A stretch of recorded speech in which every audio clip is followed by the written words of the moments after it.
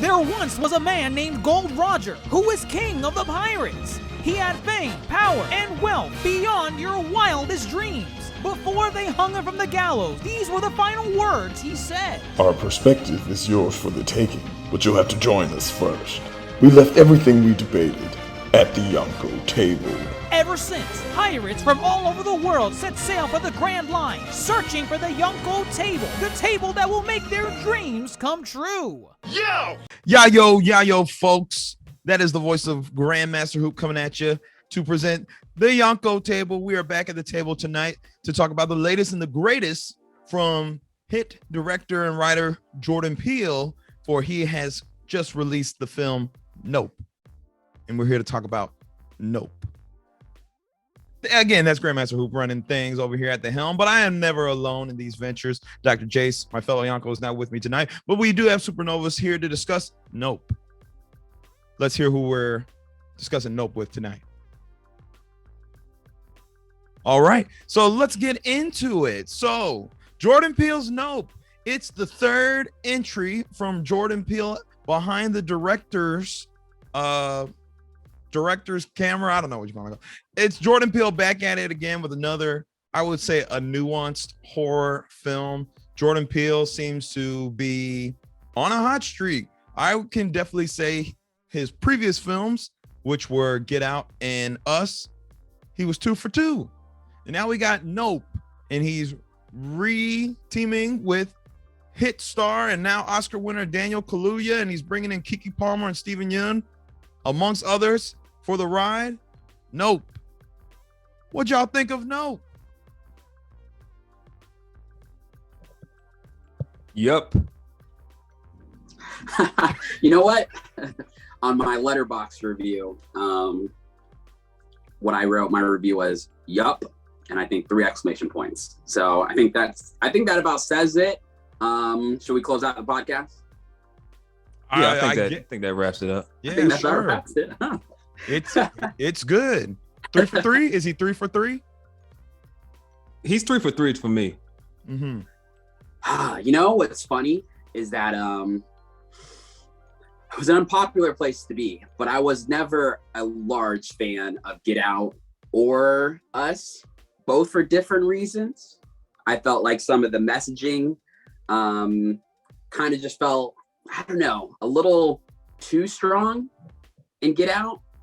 And then I felt like I was kind of lost with the messaging with Us.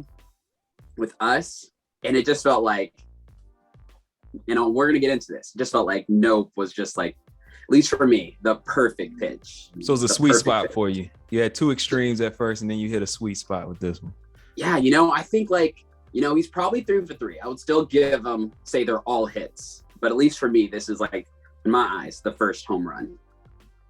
Well, I'll say this early on. We're definitely going to be looking back at this time and this span, this run in cinematic history, not only as him as, you know, a Black director, but just him as an artist in these type of strides he's taken. For me, quick ranking is, I feel like I liked Us better than Get Out, though I liked Get Out as well. I feel like I liked Us for the opposite reason, HooperTV, than you said. I feel like I had to work harder to peel back what exactly was going on. And it was in your face with the first one. This third one is still fresh for me, but it's definitely strong. It's definitely strong without a doubt. And that's my initial thoughts on it, is that it's strong, and you don't have to work too hard, but there's still some things and some theories you can have fun with and kind of peel back. So yeah, going into Jordan Peele's films, theories run amok.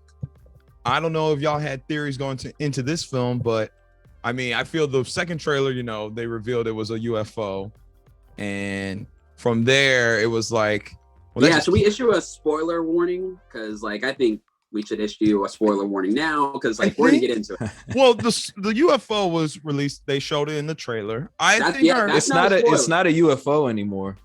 That's a spoiler. That's no.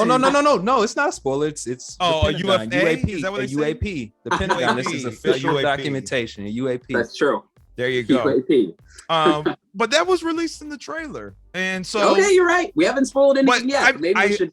I feel our listeners should know we are very deep in spoiler territory. I don't think we ever shy away from spoilers. Okay. Like, all right, our listeners should know. table. Saying we're gonna table. spoil. It's all out on the table for anybody listening. We're going in on everything. Nope, and we're gonna talk about all the big twists, all the symbolism, all that jazz. But yeah, so the second trailer revealed it was a UAP, and going in, it was just like, well, that can't just be it. There has to be something more. He wouldn't show his sleight of hand right here in the trailer. He's got to be given something more. And I think he's done a great job as far as just kind of, as an artist, setting that expectation that his films got something more to show, below the surface. And as y'all were saying, kind of just how you feel about Get Out and Us. I do think Get Out is number one for me, and then Us is probably second. It's probably third, but it's not like it's a giant gap for me. I feel this film does something really good, and we'll get into it. As far as the horror, if you go coming into these things for horror, he's different. He's different. He's like, creative. It's not just, a jump scare. It's those intellectual horrors. But the terror's in more suspense. Yeah, it's more that making you feel like something's gonna happen. For getting that true sense of horror, I guess. Yeah, imagination. We'll probably get into it a little later if we're going like the plot beats. But what's funny is that there's a section of the movie that he gives you the classic horror, the jump scares, the creatures, the aliens, and he kind of has you like, it's almost like, and this kind of how I felt overall. It just felt like he was at the peak of his powers. He was just kind of playing games with the audience. He was just like, yo, y'all want some jump scares? Y'all want some aliens? Like, all right, here's 10 minutes on that. And then we're gonna get back to what I want to do. And so he gave it to you, and then he pulled the rug out from under you. And I thought that scene both was scary as shit, but then also when the reveal came at the end, it was like, oh wow, he's just toying with us. It's just a game to him. I like that. And there's always this element of humor in every single one of these installments. Oh, yes. Yeah, absolutely. And that scene was funny too, and it was kind of like, in a sense, it was him saying, it was a little early in the movie, and he was just like, haha, gotcha. Like, we're not there yet. It's still too early in the movie before we get into the big stuff. So, well, I mean, we might as well get into it. I mean, he set the playing field. He's got his stars. He's got this expectation. He's got, the previous repertoire to go with it. Let's get into it. So first of all, I think this is his first kind of non-linear type film, because what we open with Gordy's birthday. And we don't have to, we can just dissect Gordy's birthday right now because I mean, it does come up later in the film, but you're expecting Daniel Kaluuya and you're expecting the horses and the UFO, and here's Gordy's birthday. For me, and who exactly is Gordy? Gordy is a chimpanzee star of a hit 1996 sitcom series starring Jupiter, or I forget his whole name, but Stephen Yeun's character as a child. Yeah, Jupe. Yep. Jupe, right. And Gordy's home. is that the name of the show? Yeah, Gordy's home. Gordy's home. Gordy's home. And Gordy just one day loses it, and he beats the shit out of everybody. Oh my god. Okay, hold on. I think in order to connect this perfectly, we'll probably have to double back hold off on it. But All I'll start with saying that opening scene, and honestly all of Gordy, once again ties back into Peele being at the top of his powers, him being like, all of Gordy, beginning to end, starting with Gordy off the bat, that screamed like a producer, an executive coming in and be like, yo, I don't get it. You need to get this out. You have to cut this. Like, this doesn't make sense. This doesn't connect. But he's become too powerful, and he's just like, yo, I'm Jordan Peele. Like, this stays. You know what I mean? Like, you're not touching this movie. I have final say. And that's just kind of what I felt like. Cause it's like, it's a very jarring scene. And I think it connects to the rest of the movie. I think it does, but like, it's some threads. It's not like some strong string connecting to it. It's some threads, like a little jolt may have like lost a connection. Yeah. You're sitting there watching the movie and you're like, wait, how is this relevant? How does this tie back into the deeper theming of it all? And you're waiting for it. And I think he does a good job of just kind of right off rip, because you weren't expecting this at all. And then, it's like, what could it be? There's aliens involved, but then I feel he kind of pulls the rug under you, but it's like he pulls the rug, but it's like still works. It's like a rug pull, but like not I'm trying to make you fall rug pull. I'm trying to make you think type of rug pull. But we'll have to come back. We can come back to Gordy. So yeah, where we set? We're set in this gulch, this ranch, and the Haywood Hollywood horses. And my first surprise was seeing Keith, all our friends, Keith David, David, the man. I did not know he was in the cast. I did not know he was in the cast either. That was nice surprise. Love seeing Keith David. Probably a little short because immediately he bites the big one. Random objects fall from the sky and one pierces him through the skull and quarter. Yeah. He's out. And again, so he's building this mystery now because something's up, but it's like, what the heck just happened? And it's kind of sad to see Keith David go so early because he's a powerful actor, got the powerful voice. Definitely appreciate the short time we had with him. No, absolutely, and I think it works. For what Peele was kind of going for is that his loss is like for the audience, like who are familiar with Keith David, but also if you're unfamiliar, like kind of has that gravitas. He has like that obviously like powerful voice, and so you lose him so early on, you kind of feel the loss that our main characters OJ and M kind of feel early on too. It's like, dang, we just lost Keith David, they just lost their father. So I think that casting choice was brilliant. Yes. Yeah, and I'll say with Keith and with Daniel or AKA OJ and his father, that scene in the beginning as well too, you low-key see the kind of tension and the kind of pressure in relationship there that OJ ends on taking on and dealing with post his father's departure. So you get a little sprinkle of that right early on between the conversation and how they're interacting with each other on that. In that, I don't know what to call it exactly because I'm not familiar with the terminology, but that stable, I guess. With the I think they called it an arena at one point. But yeah, definitely you get a lot. They give you a lot in just that little bit, especially with Daniel. This is probably like the most, I don't know, Daniel plays this, I don't know, he's probably got the least amount of lines in the whole movie. But he gives you a lot just with his eyes and his mannerisms. It just works so well though. Yes, I know. Good. It's crazy. He's so good. He also looks like he put on a couple of pounds too. He's kind of a heavy set. Maybe he never shedded though, but he never shedded those pounds from Fred Hampton. Maybe, who knows? Oh, maybe that's what it is. When he did that, maybe that's what it is. I was like, he looks a little bigger. Yeah, Judas and the Black Messiah. He's so electric in that role. Like, you can't take his eyes off him when he's giving these speeches. You're just like floored, and to see him in this, it just shows the range. It just shows the range. Like so much more reserved, like not electric, like kind of like keeping to himself. Relates to the horse probably better than humans. Incredible. I think I'd go top 5 actors going right now. Oh wow, Daniel. Yeah. Yeah. Okay. Cool. Yeah. Top 5. he's up there. No qualifiers.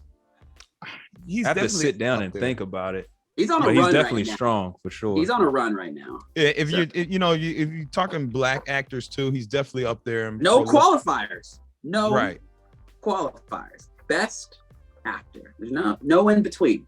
I'm just saying, like, because I haven't done a list of who's top 5 best actors right now. But if I can narrow it down, he's probably like. I feel like I have more black actors narrowed down right now, and he's definitely top 3 black actors right now. Yeah. So I'll have to. We can come back to this, but let's fast forward. So now we got Keith in the grave. Haywood Hollywood Horses is struggling, and he is not a people's person. OJ, he's got the commercial for Lucky the horse, and it ain't going so well. Enter Keke Palmer as Emerald, the sister. What a contrast between the two, brother and sister. Talk about electric. She's electric the whole entire movie. You know, very vibrant, very colorful. But I'll say this about Keke. Keke should be a top 5 actress. She should. She doesn't do enough. Yeah, that's true. No, she did a phenomenal job though. Ooh, she's been coming out on Twitter and like coming out at people who say she hasn't done enough. No. When I say she hasn't done enough, meaning she doesn't have like projects like out every year. I think with Keke, it's more like she doesn't focus because she has her hand in so many different things. She does. You know, she's done talk shows, she's done music, and she's talented in all of it. And I think this just reminds us like how much range she has just in like a jack of all trades almost. Well, I think people forget she started out as an actress. Like Yeah. Akilah and the Bee is hands down one of the greatest like young black actor moments for a young actor. Like that movie is fantastic. You know? Sorry, Yeah. a lot of No, I agree. Yeah. No, I agree. That's what I'm saying. I just feel like, because it feels like, you know, you have these wave of like, you know, this kind of new wave of actresses with like, I don't want to pin Zendaya against her because that got like kind of heated on Twitter. So I won't say Zendaya, but you know, this next wave of the Queen's Gambit girl. Anna Taylor-Joy. Yeah, Anna. Yeah, you know, Anna it's like her. And there's some others, and they're all escaping me because I'm so focused on Zendaya right now. But it just feels like she should be up there. You know what I mean? She absolutely should be like mentioned as like one of these. She's definitely under 30, right? She's 29, I think. Okay, so yeah, like in terms of like these top actresses under 30, like she deserves to be up there. And I hope this role and this kind of stage, like, you know, ushers her in getting like a bunch of good roles. Because she's also on a tear. Well, that's the thing. I feel people don't have to look at this movie to be reminded that she is a great actress, but they probably will give her a little boost and remind people, you know, that, you know, she's Keke. She may be a talk show host, but she has chops. Like her and Daniel next to each other, you know, he's doing the whole like melodramatic, like quiet type of guy. And their dynamic was probably one of the most fun things to watch the whole movie. Yeah, you felt a genuine sibling dynamic. Yes, and They did a specifically great the younger sibling, you know. Yes. Yeah. And just to throw in a couple others, like, you know, Florence Pugh, Saoirse Ronan, I think like a lot of them are like seen as like the next wave. And I think Keke Palmer should be right there. Yeah, I think you could throw her name in the conversation for sure. Like definitely with after this movie, I think she definitely showed range that we haven't seen before, but we'll get there, you know, when the horror starts happening. So the business is dying. You know, OJ's trying to keep it up, but Emerald's kind of a wild card. Can't really depend on her. She's also trying to sell herself. She says the family business is her side business. So, you know, they got to make ends meet. So, you know, they got to cut corners. They got to sell some horses. Who are they selling horses to? None other than his name's not Jupe. What? He's got an actual name. Jupiter, right? No, because Jupiter is his nickname. I don't know. I can't remember his name. Ricky Jupe. It's Ricky Jupe. It's Ricky Jupe Park. That's his name. Got you. Yeah. So, and who is Ricky? Ricky Child is star. Steven Yeun. yeah, the child Oh. star. Oh, what? I thought you said We Steven. both. The actor. Oh, I mean, Yeah. he's Steven Yeun. Yes, he's Steven. People, I mean, again, people listening right now better know who we're talking about when we talk about the characters. Steven Yeun of Walking Dead fame, and Steven Yeun just got nominated for an Oscar, I think last year. So, yes, for something. Okay, all right. Yeah, All right. Steven Yeun, Yeah, Academy isn't he Award. the voice of? Minari. He got a Best Actor nom for Minari. Lost to Will Smith. Okay. If I'm Is reading, he- is he did I the- read that right? Yeah, he lost is to he Will the- Smith. Is he the voice in That's who? Invincible? No. Yes, he's invincible. Yeah. Oh, okay. All right. Yep. All right. Yes. Say it with I'm not confidence. You confident. got it. Clearly not confident about No, that. that's Steven Yeun. That's Steven Gotcha. Yeun. Came a long way since The Walking Dead, for sure. So yeah, selling horses to Jupe.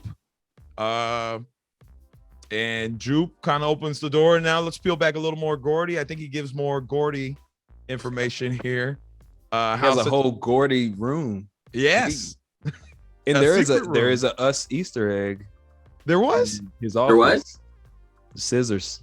Gold scissors. Oh, really? Oh, missed it. Yep, missed that. Did not see that. Saw it twice. Saw the movie twice. Oh, you saw it twice Um, already.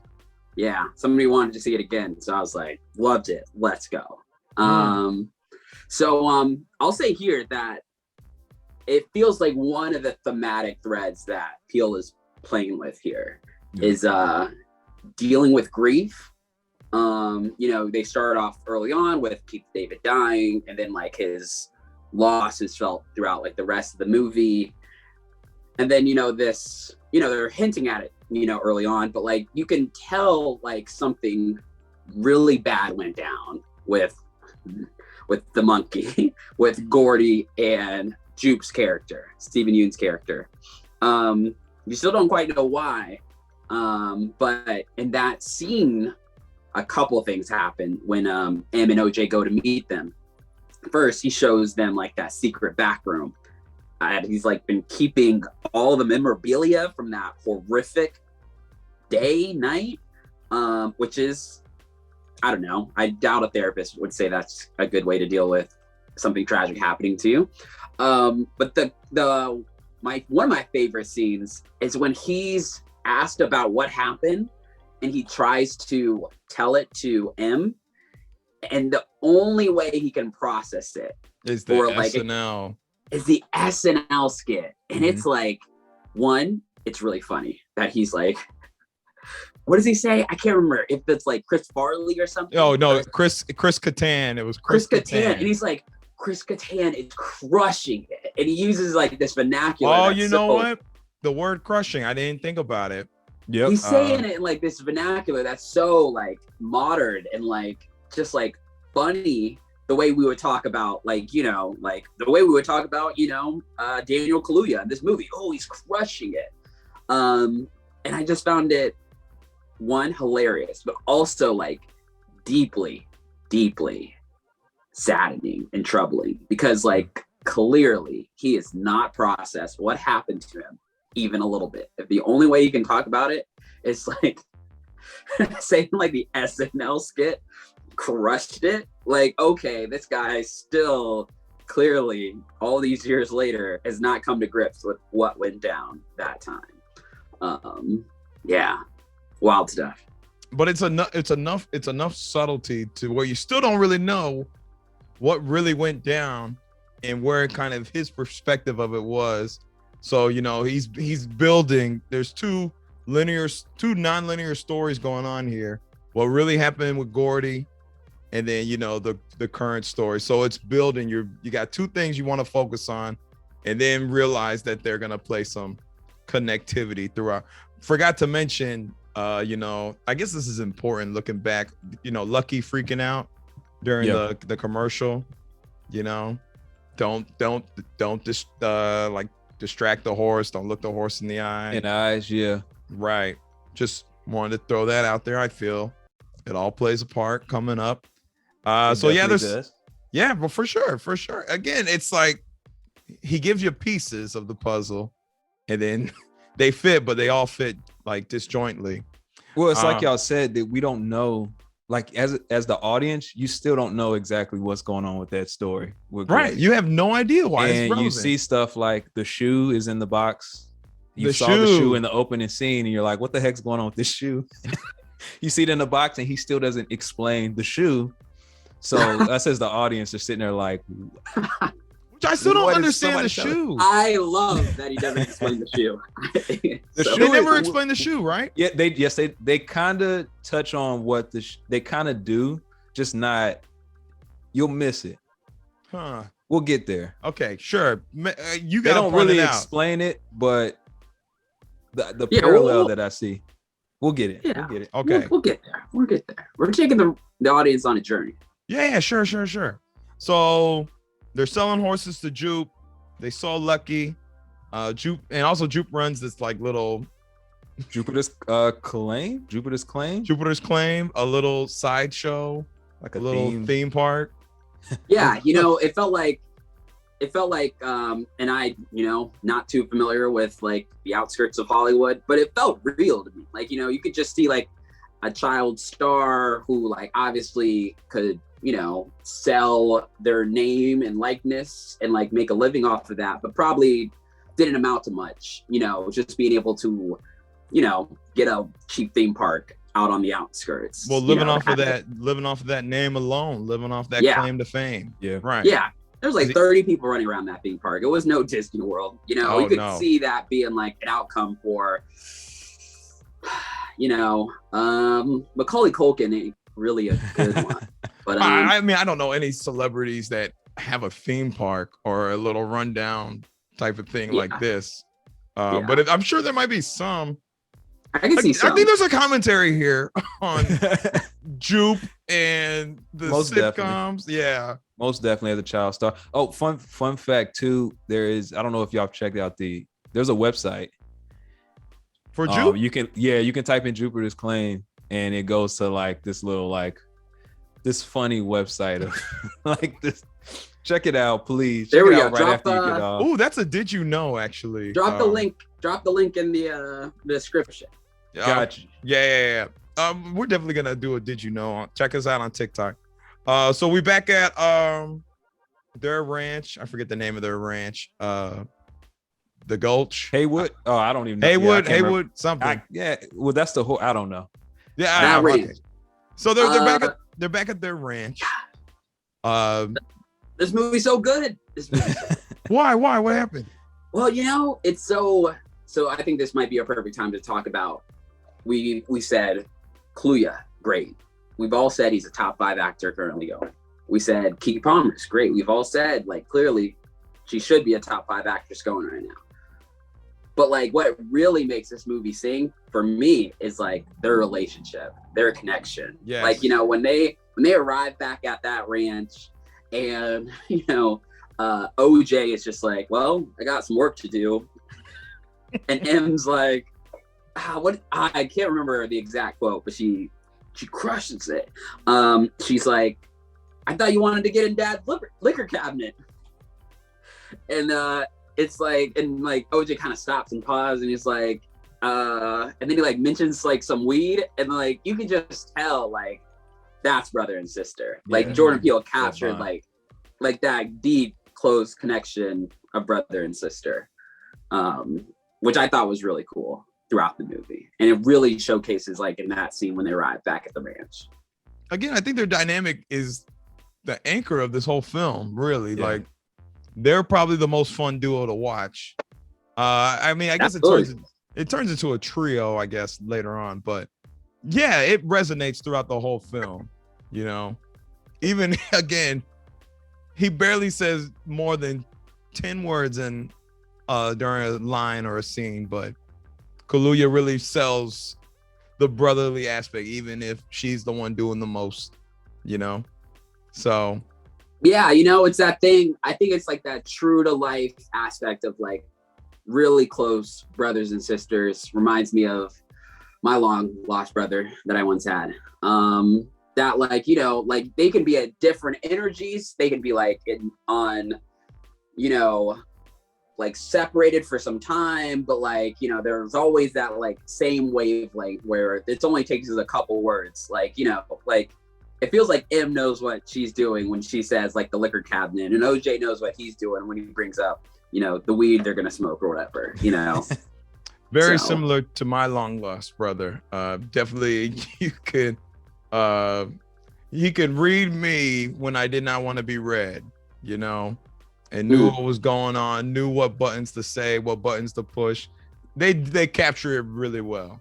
They really do. I appreciate the both of y'all sharing, you know, your family experiences and right, sending great energy. Of course, that way as well. Of course. This is my way of processing it. So. Speaking of processing, we did not mention, I don't know if you saw OJ's hoodie and also the joke that they made with the Scorpion King. The Scorpion King, yeah. In The Rock. I just thought about that. Wait, what was the orange hoodie, right? The orange hoodie and the Scorpion King was their first, like, well, that's the one that's the first one he went on set to. Yeah, but they ended up taking camels instead. They took camels instead. Yes. I did get they did mention that at the commercial, right? Or no, they talking about in conversation.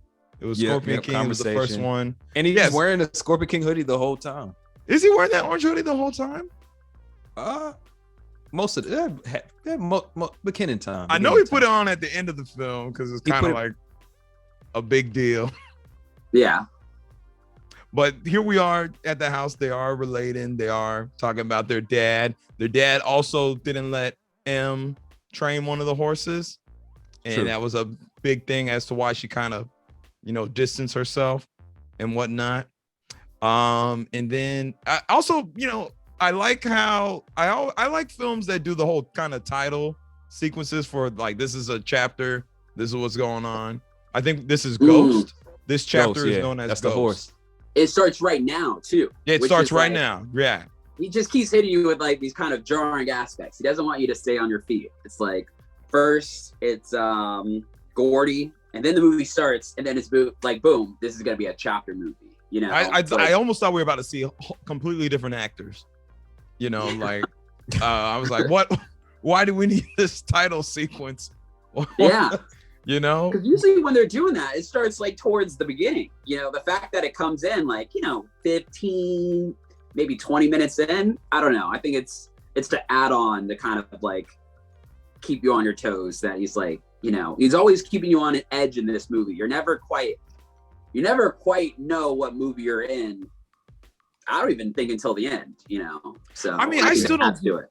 I still don't think you know what movie this is. Now, I mean, we're gonna get into it when we're done talking about this plot. Yeah, I can't wait to get into it because I slightly disagree with that. That you settle in. I think by the end of the movie, I think you okay. We'll think. I want everybody to say where you think where you settle in. I think that'll be. Well, this chapter.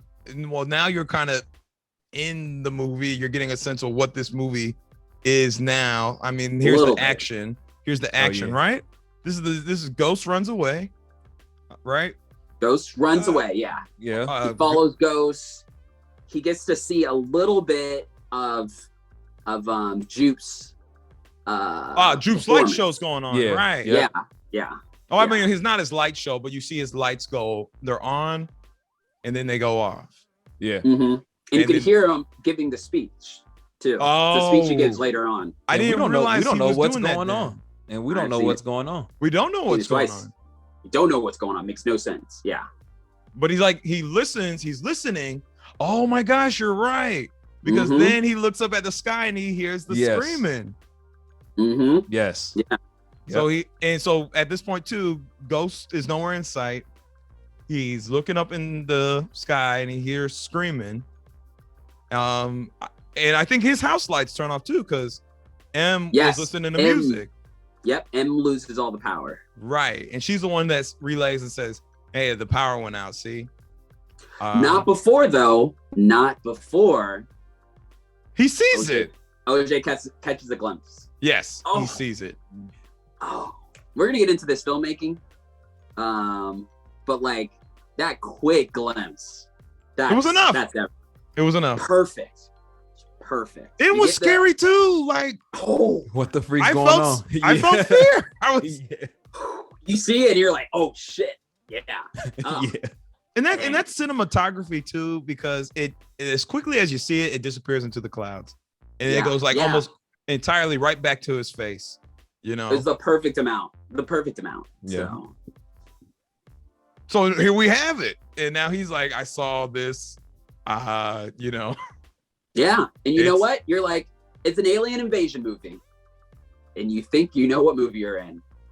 I don't know if I would think it. I thought it was an invasion movie, but like, we'll keep going. We'll keep going. Sure. So he tells M that, you know, he saw this. Okay, admit this. You thought it was an alien abduction movie. No, I thought it was. I just knew it was a UFO. That's it. Fair. I didn't know what it was doing here, but this was definitely the reason why Keith David, you know, ate it in the beginning. Those were people's screams. Oh, I guess that's abduction in a sense. Abduction. Those are horse screams. Well, yeah, there were no people. I thought the people screamed too, or was it just? No, the people it was just the horse screams at that time. Horse screams. You know what? All right. Am I a spoiler? I don't know if I'm able. We to can spoil this. Okay, because I've been people listening. No. Right, okay. I don't want to get sidetracked here. But I haven't read this anywhere to confirm. But early on in the movie, they talk about like these campers on the radio being lost, you know, and it's like 6 months prior to like the present part of the movie. And, you know, the campers are lost. Nobody knows what happens to them. They had been gone for like a couple days or whatever. And then the alien, so we can assume, drops like, you know, the kind of weird, like the coins and like, you know. Keys. There was a keys too. Keys. The stuff you might think campers were having. Okay. And so, yeah, I don't want to get into spoilers because I like this kind of plot thread we're following right now. But I think early on, it's like, you know, the aliens just moving around, found some campers, ate them up, and that's what falls on Keith David. And then the time when when Ghost gets lost, that's like the sound of a horse screaming. I think he eats 2 that night because I think Jupe is practicing. So he sends a horse out, and then Ghost gets ate too. Interesting. So. Probably need to watch it a second time to catch all this. Wait, Ghost didn't get eaten. Ghost did get eaten, but Ghost didn't run all the way to Jupe's. He didn't make it to Jupe's. No way. Right. No. Yeah. He got eaten along the way.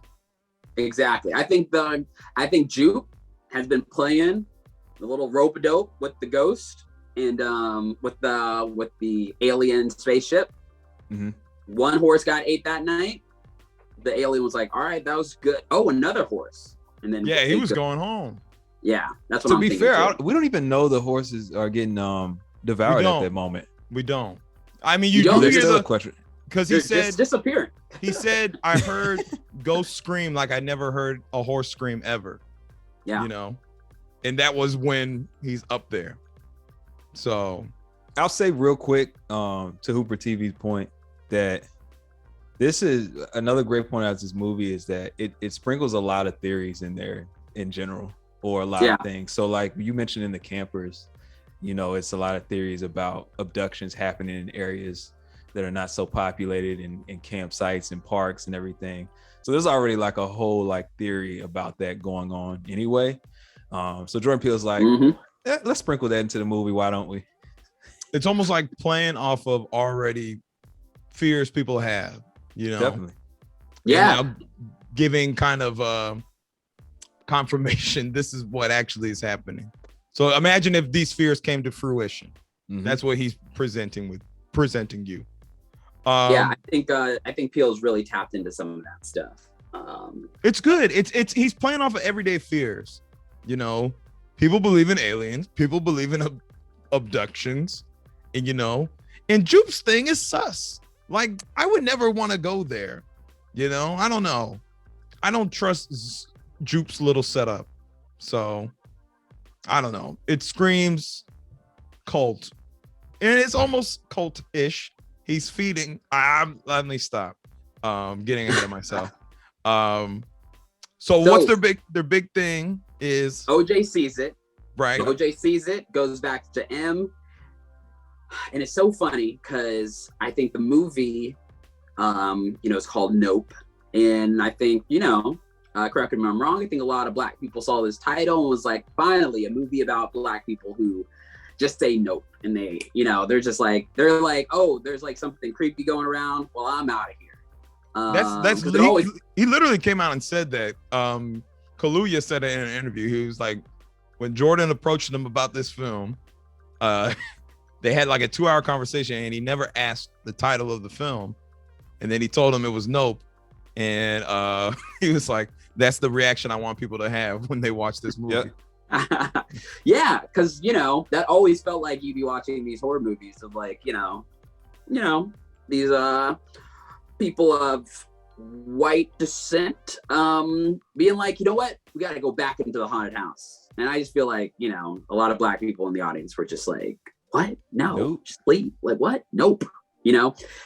But when this comes around, when it comes time to like, oh, you saw that thing?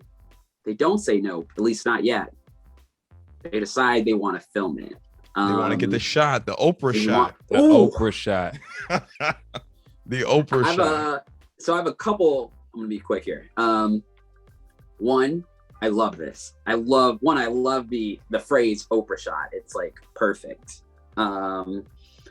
It's perfect. I think it really establishes, their motivation, their desires. That kind of like brings you through the rest of the movie. It's like you're no longer questioning why they're doing it. You kind of get it. You know what I mean? Like they like want to make it big. They want the Oprah shot. They want to like go viral, be famous, like make a living off of this.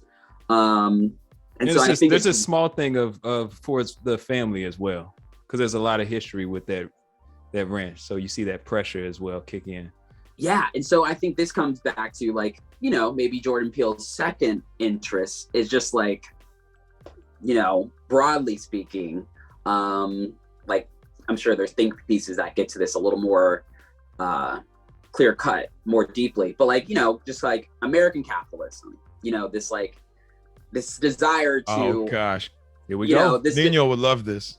I mean, it's there. Yeah, it's there. He's right though. I agree. No, he's right. I agree. Like they're a struggling family. They feel this pressure from their father to kind of like hold on to this ranch and like kind of carry on this family legacy of like, he made it big.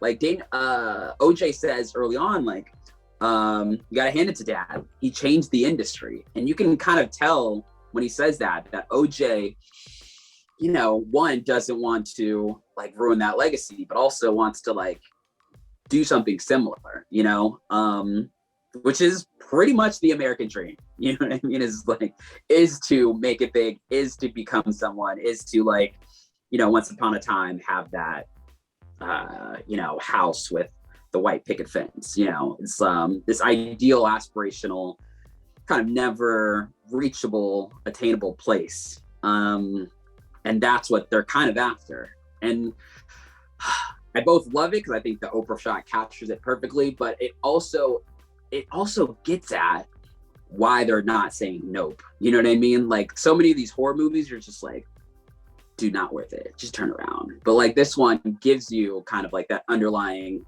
why they're doing what they're doing, which I think is perfect. Well, it's also, they don't know the dangers yet, so they're not yet saying nope. But to your point as well, this whole thing about legacy, they are together, two parts of their dad, but they're separate parts.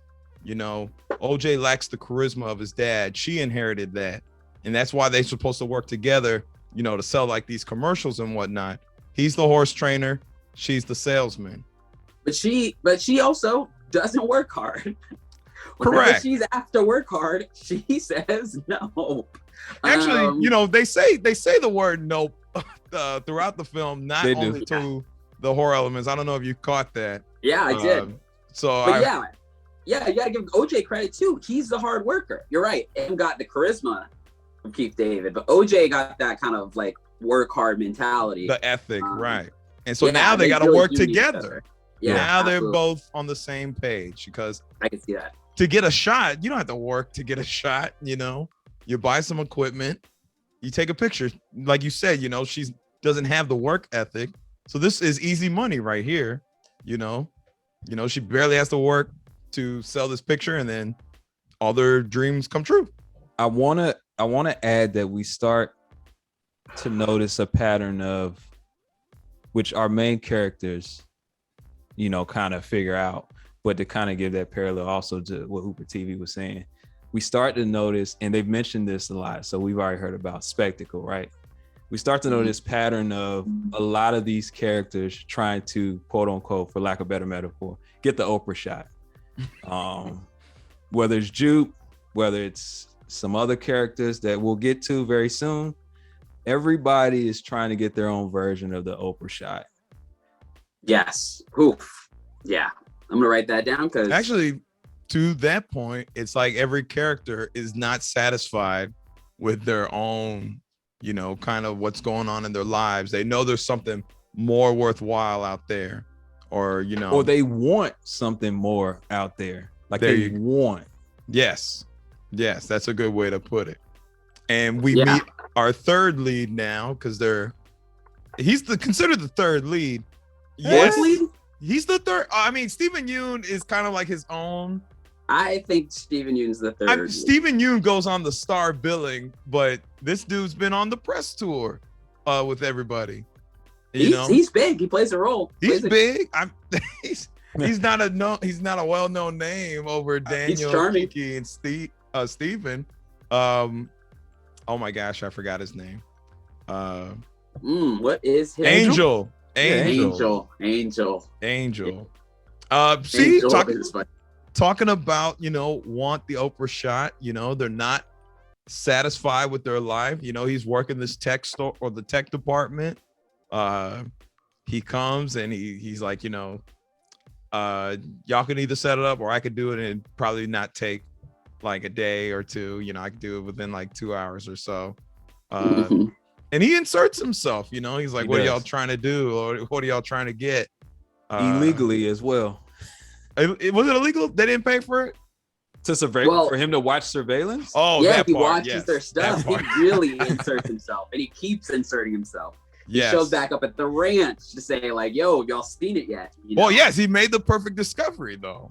What's funny, though? To everybody's point, like, there's this desire to Rose's point about like this desire to kind of capture spectacle. It seems like everybody wants to like capture spectacle in like different ways. And we'll explore that more, especially with our friend Gordy. Angel, not only that, so they all want to capture spectacle, but they're also kind of dealing with like this weird kind of set of grief. We spoke about Keith David dying. We spoke about what we can gather from Jupe's upbringing. But I'm just realizing this right now. Our boy Angel is coming off of a pretty traumatic breakup where his girlfriend just landed a pilot on the CW.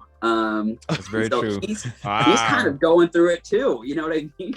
I forgot that was his whole shtick. Yeah, feel like he hates the CW. I forget what he says. CW, that's a blow like, at the CW. That is a low blow at the CW because they said a pilot because CW shows barely make it past the pilot. Yeah, nah, he's going through it though. I really like that little. That was a perfect little backstory. I thought it was perfect. Well, it's really perfect because also, again, he's inserted himself. Nobody asked for his backstory. It's like nobody asked for this character. They could have gone and just got the supplies they need, the cameras and whatnot, and then that character could have been done. Yeah.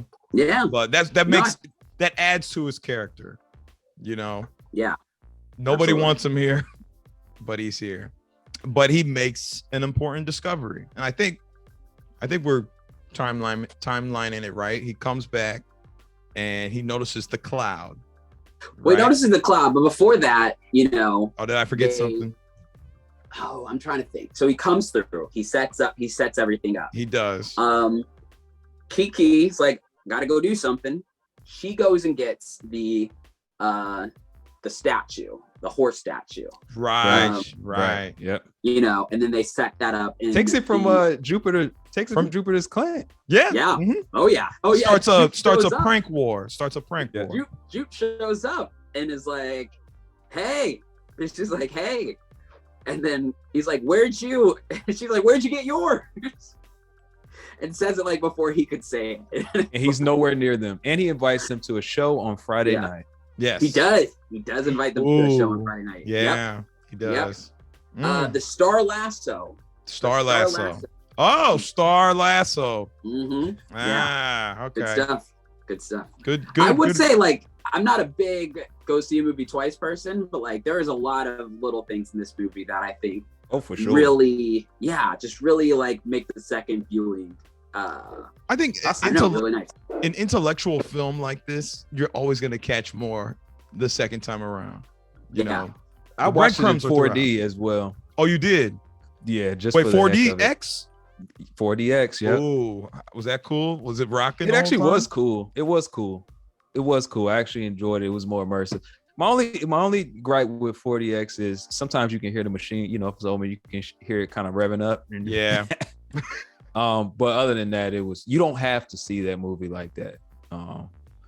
But because it's that powerful. But I would say, seeing it on a big screen felt really immersive. I saw like on a big IMAX screen. I don't think we have 4DX. I feel like it's meant to be big. Yeah, they shot it in IMAX. They shot a number of scenes in IMAX. Yeah. But I'll say, like, this movie in particular, like there were multiple shots where I'm like, where they're showing the clouds and you're trying to see the UFO, where I'm like looking left, looking right, trying not to miss it. Yeah, and that feels really enhanced on a big screen like that, rather than maybe like a smaller one where you're just looking straight at a screen. Yeah, no, the cinematic experience can never be, I think, topped. We should shout out the cinematographer. I think he's one of Christopher Nolan's really go-to guys. Hoyt van Hoytema. Shout out. Yeah, Hoyt. it looks like he did Dunkirk and Tenet. He's done Spectre, Interstellar. Yeah, he's done a lot. And he's got some good credits. He did. He just did. I thought he did incredible. Like he really was able to bring. I think him and Peele, when you think of like Nolan, big bombastic, and you think of like kind of the movies he's shot, and it's like, oh yeah, perfect fit. Surprisingly, like Jordan Peele, where it's been like, like big movies, but like kind of like been self-contained, focused on like either just like a person or a family, like an unexpected grouping that I think obviously worked flawlessly in this movie. Well, I think this film called for it. You have the big wide open setting. You have, and it's on location, so you got the mountains in the background, and you got to give the sense of this giant thing moving in the sky. I think the camera and cinematography calls for someone who knows their craft and who can work with a big set piece. And this guy, he seems like the right choice, because you have a flying saucer moving about, and you got to give the scope of, you're not looking at one point in the sky, you're trying to find this thing in a vastless sky, and I feel you get that when you sit down and watch it in a movie theater, Absolutely. Yeah, right. To add on to that, the pace matches the environment, if that makes sense, now that I'm thinking about it, because you have this mountain that's vast, like for them to get from point A to even Jupes, that's a distance. It is, yeah. That's a distance. So like things can't happen but so quick in that area either. So except for the saucer, except for the UAP. The UAP. Yeah. We're gonna call it something different later on. It has a name, quote unquote. All right. So yeah, we're getting there. We're getting there. So she brings back the statue.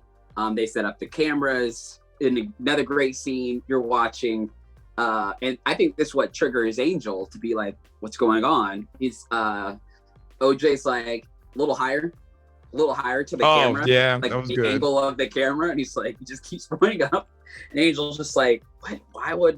where are you aiming this thing? Because Like, you want, didn't like, they tell him they had robbers or burglars or yeah, something? Yeah, exactly. Something like Right. that. So he's like, what's going on here? And so they set up the horse, and they kind of like wait for what's gonna happen. And they tie then the flags to the horse too. I think the horse came with the flags. The horse came with the flags. horse came with the Horse flag, came yeah. with the flags. Okay. I have more to say about those flags. And so, nighttime comes, and I think there's like some sprinklers are on, like some sprinklers turn on. Or or no, something, the lights in the No, I know. ranch come on Yeah. Yeah. Yeah. And so in the stable.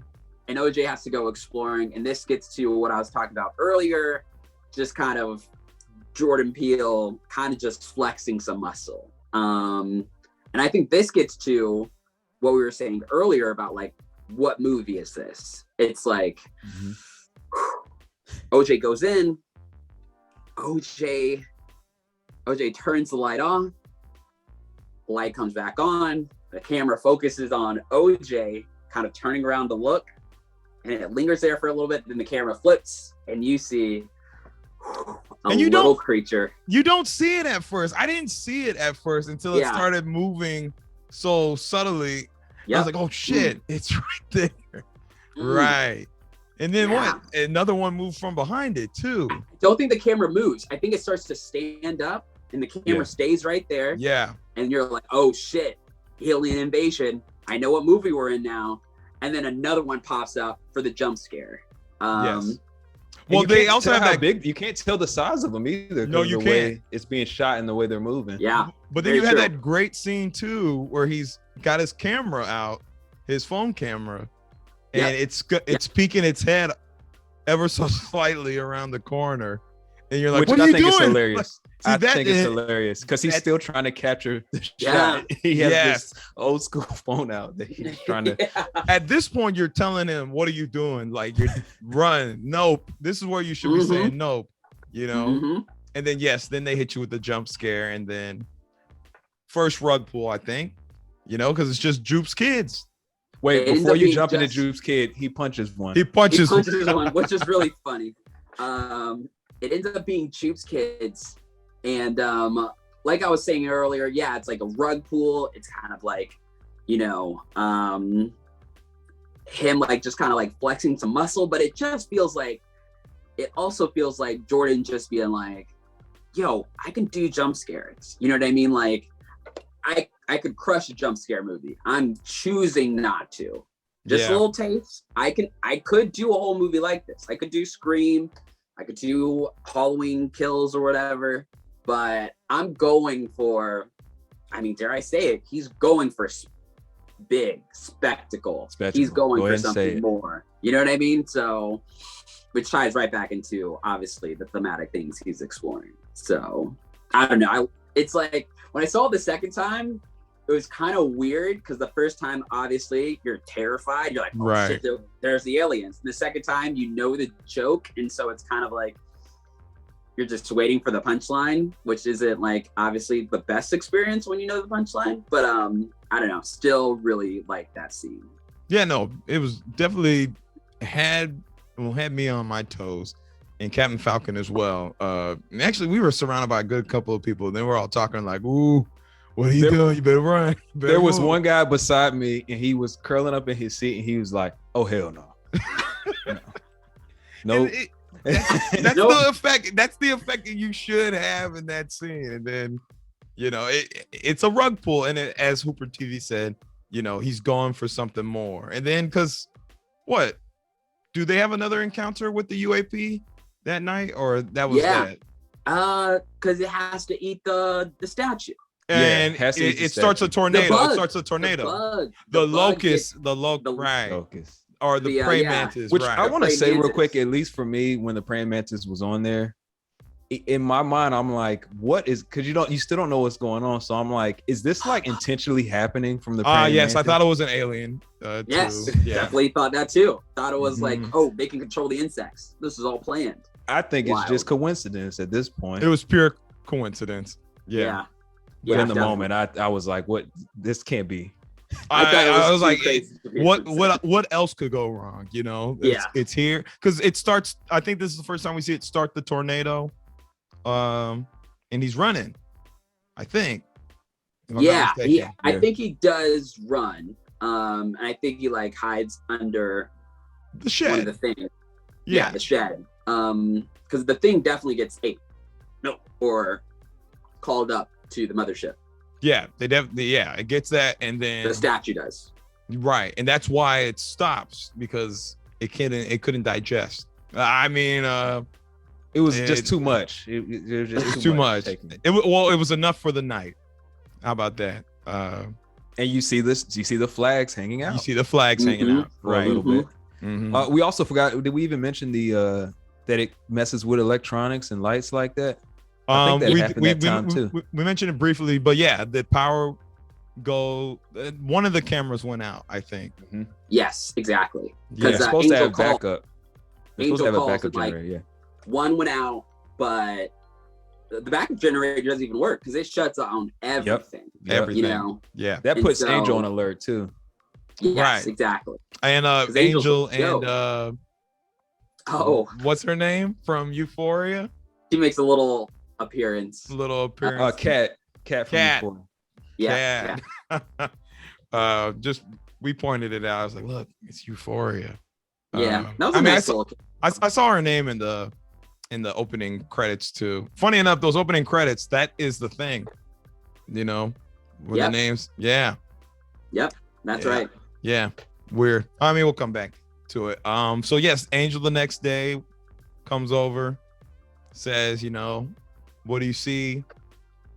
Every cloud moves except for one cloud. It's camping right there.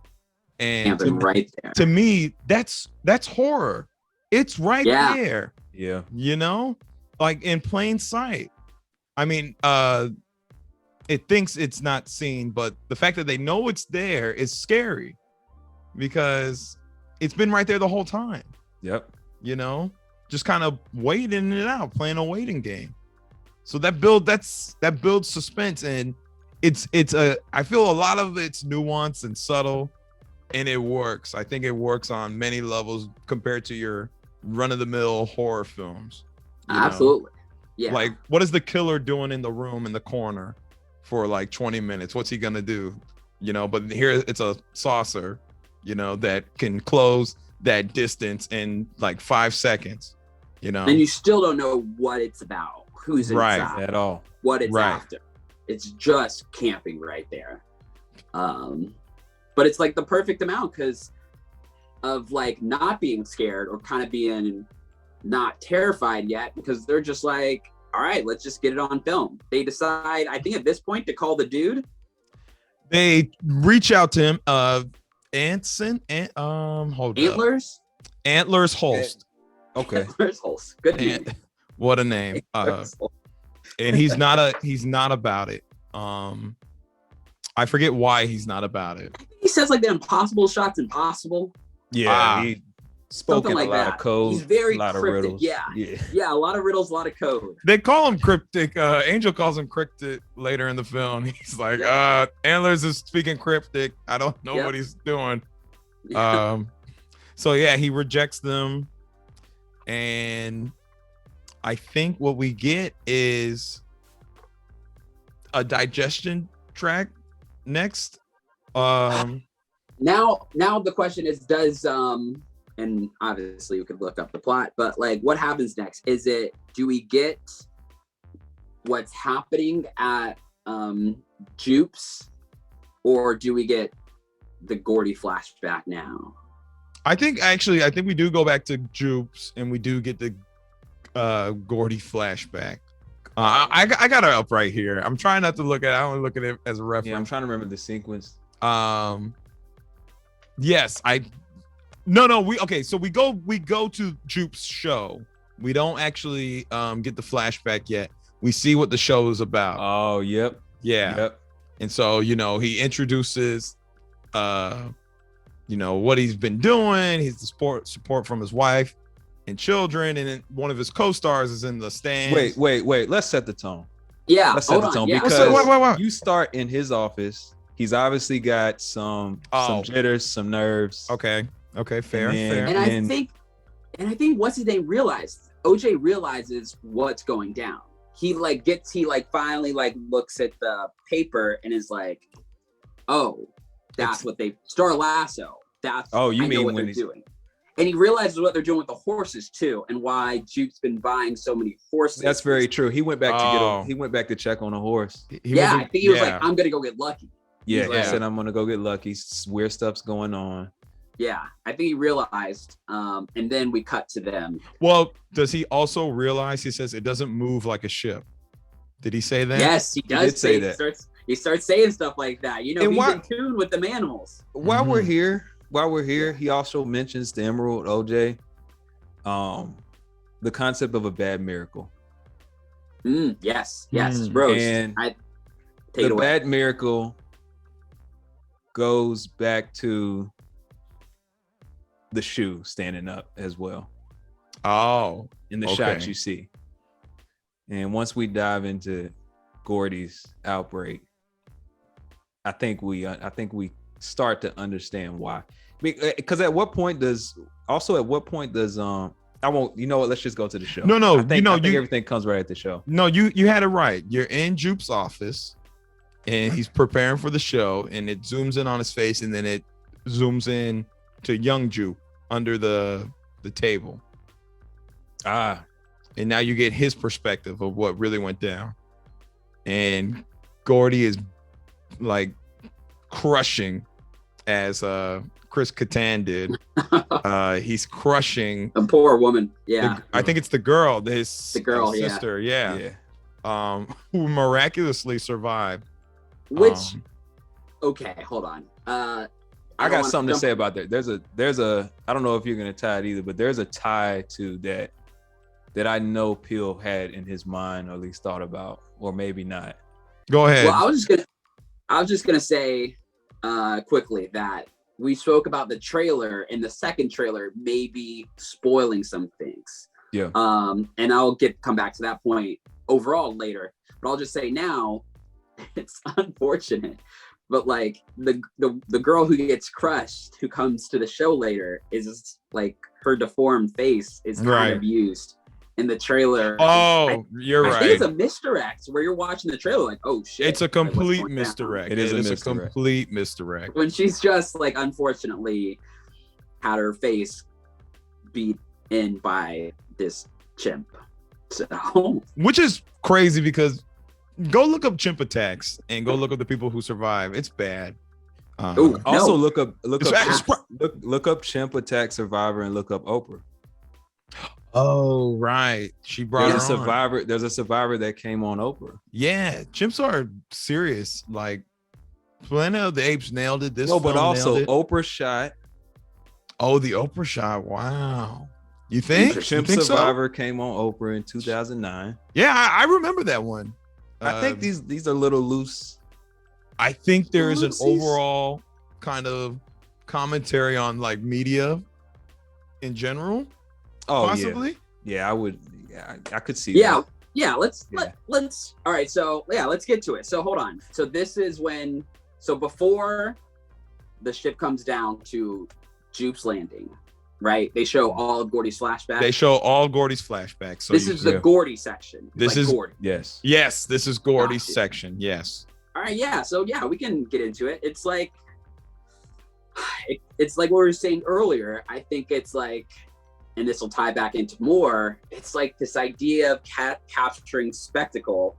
And I know that's what he's exploring. I'm unsure of like the final points he's trying to come down on. It could just be like, capturing spectacle leads to a number of different scenarios. But, what was happening with Gordy was that these producers and these, TV show makers were like, hey, we can make some money off of this charming monkey. I think they said there was multiple chimps that were playing him. There were multiple chimps. Yep. Yeah. I was like, we can make some money off of this, off this fist bump. Like, these monkeys do fist bumps. So you can make the first exploding fist bump. The first exploding fist bump, like they said, we can capture this. we can contain it, we can control it, it'll be fine. Until it wasn't, until some balloons popped and one went bazooka. That's why that's what set him off. Was it the balloon? Yeah, the balloon goes up, pops, starts, and then he's crazy. done. Okay. And it's just like, it's something so minute, something. Oh, and I'm sorry, they keep popping the balloons. They keep popping, yeah, throughout the scenes. And it's like they thought they were in control. They did a whole first season, and then just one episode in season 2, some balloons start popping and it goes crazy. And I'm unsure if it's saying like, capturing spectacle like this is impossible, it's fruitless, all ends bad eventually. I'm not too sure. I think it's more disregard for, more exploitation and disregard for, or a disrespect for nature. Yeah, I didn't mean to cut you off, but I was. Mm-hmm. Yeah, no. I was gonna say that. Speaking of like what you're saying, disregard. What I was more fascinated by, or what caught my attention more than like thematic symbolism, was like, you have Jupe, who saw it firsthand, was a bear witness to like kind of like what happens when you try to capture spectacle and things go wrong. And as I said earlier, the way he tells that story using the SNL kind of framing clearly says he hadn't processed that story even a little bit. And then he's the one that leads them into doing something very similar. Once again, trying to capture uncontrollable nature, uncontrollable spectacle. Just like this like thing you really know nothing about. You had no idea this monkey could be set off by a balloon. You don't know this UAP. You don't know. It's not a saucer. It's not a ship. As he finds out right before it, does what it does to him. So I don't know. I thought that parallel was interesting, that he saw firsthand of how badly this could go. Didn't learn his lesson. Does it again. I feel like his trauma made him, because with Gordy didn't attack him. Gordy came up didn't to him. attack him. He saw Gordy right in the eyes, and they did the exploding fist pump right before everything happened. So I think part of that trauma too is right there. Yeah. And so to kind of build off that is like, in a sense, is he thinking, maybe I am like the special one that can actually control this. Like I can actually get a handle on this. Like with Gordy didn't attack me. These whatever it is, it's not trying to get me. All I got to do is try to control it and keep it in reins, and I'll be fine, and I can make money off of it and benefit from it too. And we see that with the other characters as well in different ways, which goes back to the whole Oprah shot thing, because even OJ and them want to somewhat control it in their benefit. Mm-hmm. But they come around. So let me ask: Is there something more to say when they shoot Gordy? I don't know. It's the only way it could have ended. That monkey wasn't. He had to go. Away. Right. He was not coming out of there. So it's so funny because everything can tie into later things. So I don't know if we want to table that specific section. We could table it. Ending. That's fine. I mean? That's fine. I don't know, because it could tie into obviously how the movie ends. Dang. I don't know what you're gonna say now, and what do you mean? I'm gonna hold out for what I'm gonna say then. Okay, sure. Right. Table it, write it down. I'll say this. Maybe it's a natural instinct food chain thing, right? Once Gordy felt aggravated, for some reason threatened, lashes out, and now humans gotta, get rid of Gordy because now they're threatened. They gotta do it. Can you say or do they want to cover it up? Who knows? However you look at that. But they have to reestablish dominance in that. Right. Could you say they had to get their shot? See what I did there? You could. All right, moving on. What's the next scene? Let's keep it moving. Well, I'm sorry. Real quick. Terry, who does the mocap for Gordy, He's been doing Planet of the Apes. He did King Kong versus Godzilla. He's got some mad props with monkey mocap. So Okay. and I also like to say this might have been the scariest scene for me, to be honest. Well, you get the under that eyes shot table. too. Huh? You see the eyes shot too. You still don't know what's going on with Gordy because you see Gordy's eyes Right. as well. Yeah. The whole time I think it's the same aliens, but moving forward. So what? I also thought it was some aliens. Thing is Right. being impacted. Yep. Again, you don't have a grasp on what this movie is. No, you still don't. Yeah.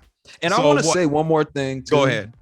Is the monsters that we see, obviously one of the trauma things that influenced like the design that Jupe made for like the fake monsters, quote unquote, that his kids put the mask on. When we see that shot of Gordy going in, there's a line of cameras.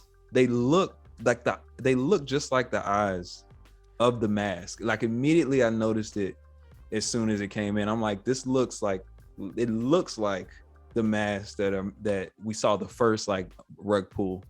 And then when we go to the Interesting. show, we see that they're selling it. They're And selling I'm like, it, yeah. is this Jupe like also processing and thinking this I is think what so. yeah, Or I think so. selling fears. It's selling fears, and this is what is scary. I think it's definitely trying to touch upon profiting off of your trauma. I think, Yeah. and I think this is like, not to get too deep, but I think this is something that I think a lot of filmmakers, we could say black filmmakers of rougher backgrounds, this idea of like profiting off of their trauma, like taking their trauma, trying to shape it into whether it's like, a book or not a book, but like show it symbolically in a movie, just like show it like straight up. I think that is something that I think Jordan's exploring in this movie too. I can see that. Yeah. Because the idea of like, I think it's safe to say what we know about this character. That moment with the monkey, with Gordy, was probably super traumatizing, whether he believes it or not. And I think it manifests itself in these masks, like you were saying, Rose. Like, Yeah, it's a beautiful shot because you just see a whole bunch of cameras that were running. But if you see it again, like please, you'll see it immediately. You'll notice it. You just see like the camera rolls have like the way it's shot. They have these beady like black just looks in each other, and they're both round like the old school film. They look like eyes, and they look just like the mask and the beady eyes that you saw up there for sale, with the other things for sale at Jupiter's Claim. I can totally our see last social. So. Oh, I shouldn't be on Google Images. I just saw something. Maybe we'll talk about it later. But yes, moving forward from that scene, we get the cut back aftermath. to him. Yeah, we cut back to him, right? Oh, so we want to talk about how he tried to pull out, try to get the thing to come with Lucky. Yeah, right. That's what happens next, right? Oh, I thought we talked about it already. Okay, so Lucky is bait. All right.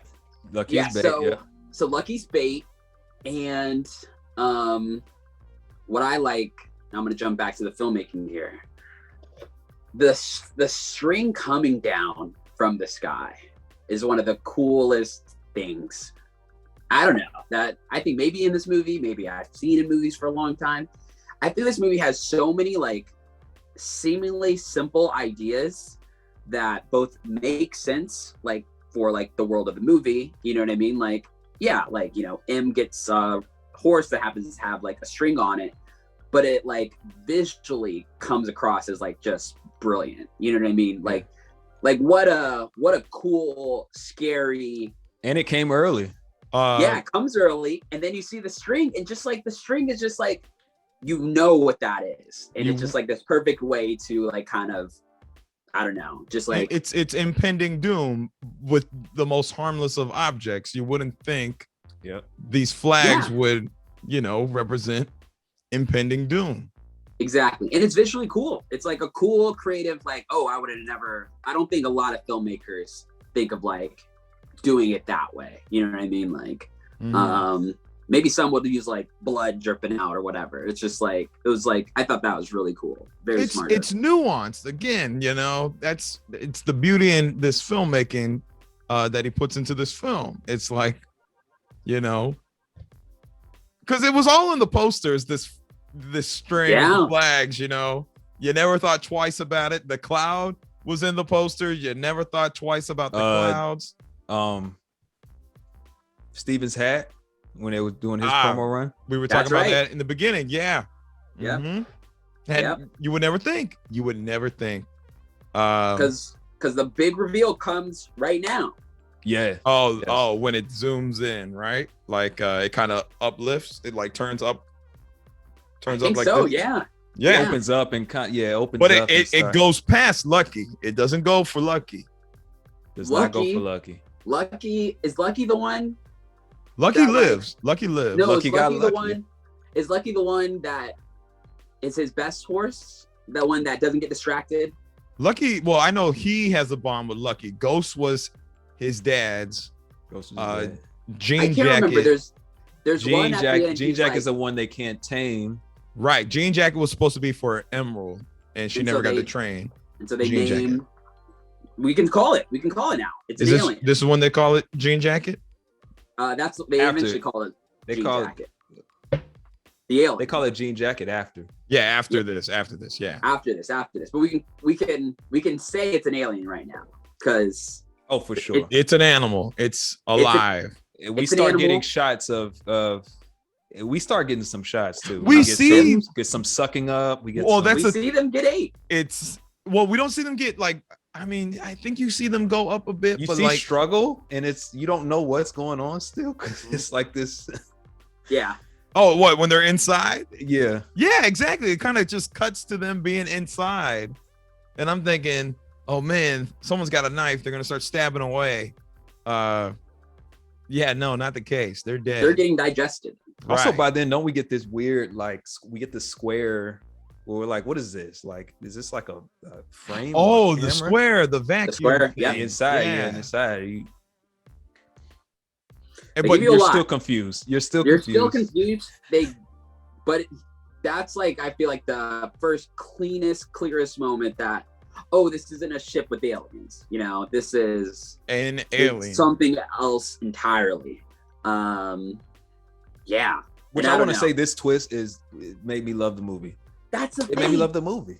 We talked about the trailers ruining things. So going in, I said earlier, I was like, I was in this weird place with Jordan Peele where I was like, I'm glad he's like, this black director out here, like putting on for, other inspiring filmmakers, black filmmakers. Like, I'm really happy he's in this role, but like hadn't been in love with this movie is the way I kind of wanted to be.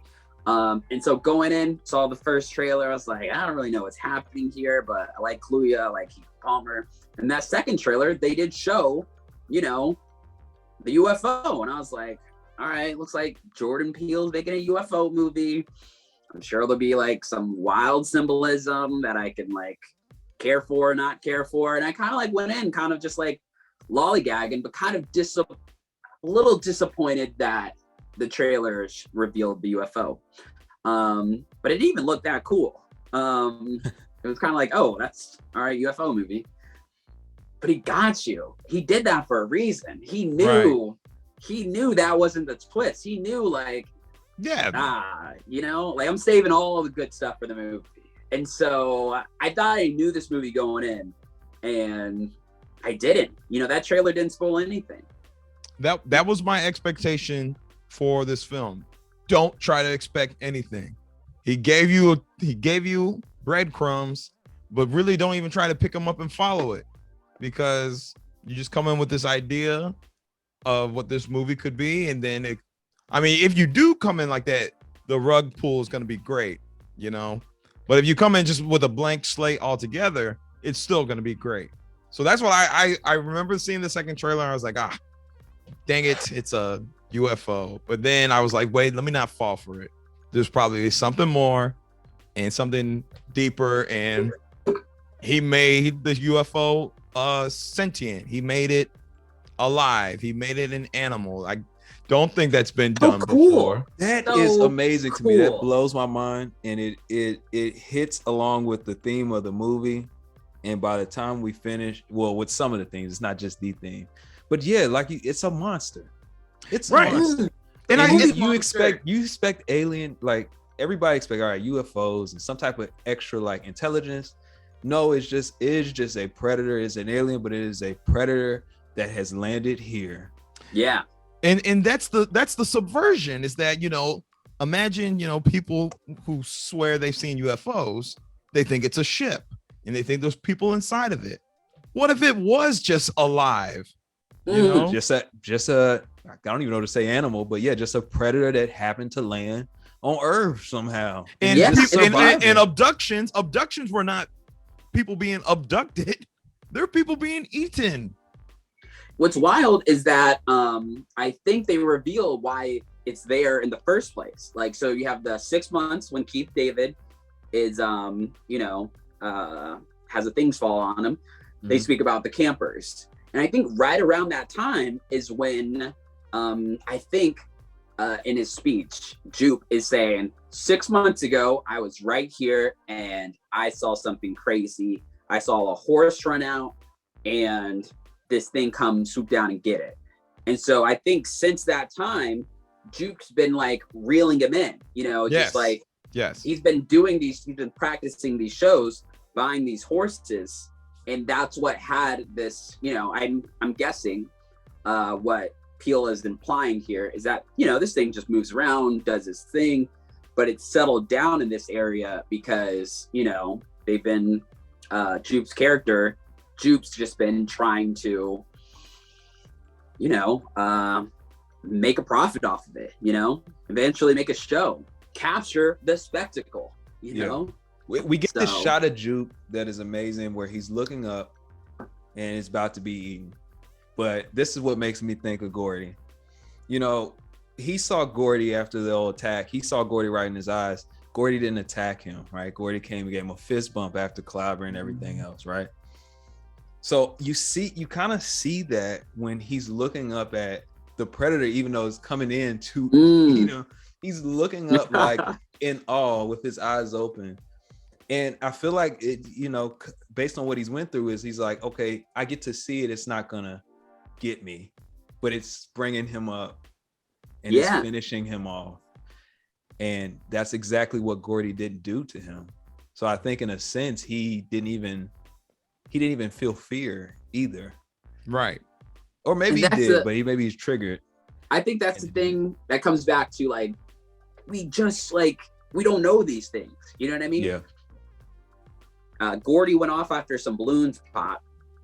Jupe survives. He was looking at the monkey, and maybe he thinks like, yeah, I'm like one of the good ones. I can get away with this. But like, you thought this thing was a UFO. You can't look at this thing in the eye. That's what triggers it. You know what I mean? And we also learned that we can't make eye contact. So that's what happened, huh? That's it. That's why it didn't go for everybody looked up at it. It sucked up everybody looking up at it and all. Except for OJ gets there. Lucky except Lucky. Lucky's gone. Lucky got lucky. OJ's in like that little tunnel area. Yes. He never he gets a glimpse of it, but he never looks directly at it. So wait, was OJ there? Was OJ there? OJ comes at the tail end. OJ comes late. at the tail end. But it's still going. It's still going around. It's around. Yeah. Okay. So OJ arrives and the place is deserted. OJ is like, yo, what's going on? And then he knows that the Star Lasso experience, and he's probably come to the conclusion that like, oh, they got swooped up. He wanders over there and he's like, he tries to get Lucky to come. And he's like, but he knows it's in the area. Yep. So he's like, Lucky, get over here. I think Lucky knew too. That's why Lucky's like, nah, I'm good. Right. Nope. Lucky said nope. And so OJ like keeps trying to bring him over, and then you start seeing the ship in the sky because the ship is lurking. Lucky knows it, and I think OJ knows it too. That's why he's staying under, kind of like peeking his head around, trying to get them. And then it comes to try attack. And then it tries to come and attack, lifts OJ, that he slams his head on the. Right. He's in the tunnel. He's in like a tunnel or some wood, so the monster can't get directly to him. And Yeah. then when he comes to, he realizes it's gone because the jupes, you can't stay here. Recording. No, that's true. I didn't even realize That is You're true. I probably didn't think about that But either. Yeah, that's the indicator. Yeah. Lucky also comes out too. Lucky's like, yo, the coast is clear. Yeah, Lucky comes back out to signal that the coast is clear, and they make their way back up. Lucky's like, all right, We're here. We're here in the act that we're here. They're ready. Yes, yes. And so the thing is pissed. The alien is heated. I don't know if he's mad about getting his sarcophagus. Yes. Yeah, he's mad about yes. the fake horse. It's The feeling fake horse. pain. Yeah, it's in pain from trying to in pain. And It's mad. He knows it was them. Yeah. Yes. Yeah, that was targeted. So what? Because We he get starts targeting the house. yeah, we get back to the house. Yes. He's planted. It's storming outside, but it's a simulated rain, I think. Angel's like, yo, like I'll see you later. Hops in the car. Yeah, it's just real rain. Angel gets maybe I don't know. Oh, he Quarter doesn't get mile. far at all. No, Doesn't get he far made it at all. He made it enough to run back inside the house with no Angel's problems. like, oh, it's you can see it on his face where he's like, oh, what? It's my car. Oh, fuck. And he like books it back to the house. Yeah, and then the real rain or the fake rain comes down.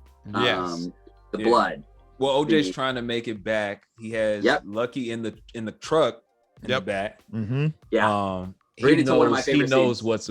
he's rushing. He knows there's danger coming back to that house. But then And his car M's stops just too. at the house. M's at the His house. car stops, and we get to one of the best scenes where his car stops, and I'll say this. The line that we started out with, I wrote it down in the beginning of the movie. I will cast abominable filth upon you, make you vile, and make you a spectacle. Ooh. That was the quote in the beginning of the film. That's the quote in the beginning of the film. Okay. All right. We get I feel into like the I feel like I've been overusing the word spectacle, and I feel a little better about it. Oh yeah, it's in the beginning of the movie. Yeah. Good. All right. But and so so it's like, so he sees it's at the house, and he can't really see very well, and neither can you, the viewer. But then like the rain shifts in like this really cool way, where it's like, probably the alien's coming, and it's like gliding off the car and then shifting to like around him,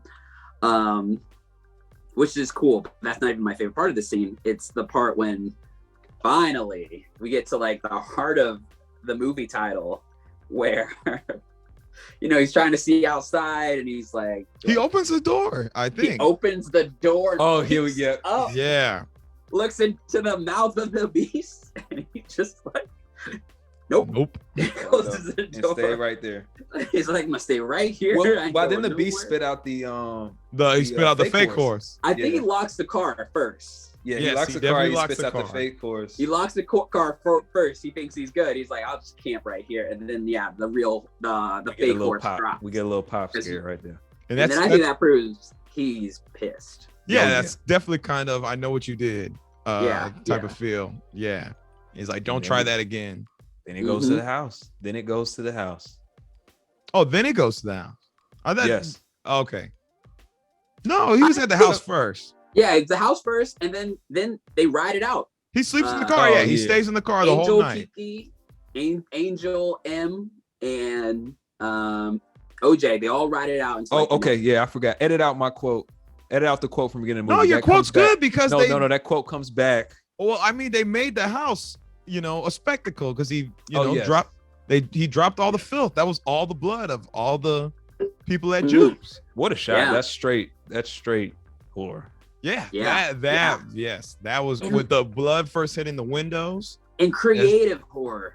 Just you know what? During that time, once again, trying to figure out what movie we're in, I thought I don't know. I thought he was going to take over some insects. I thought like a monkey was going to show up that he had control of. I thought he was going to drop like one of the people, and he was going to like mind control them somehow.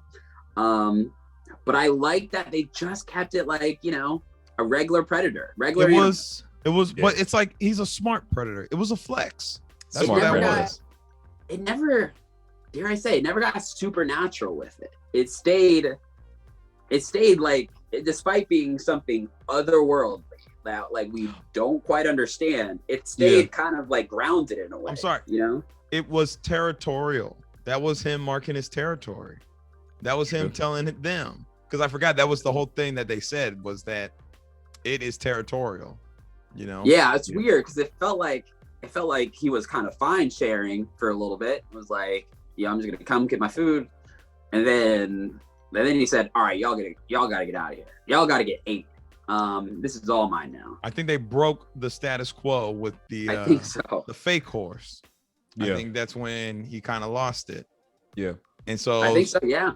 So they ride out the night, and then they reconvene at Angel's. They have to escape. They have to escape because Yeah, they have to leave.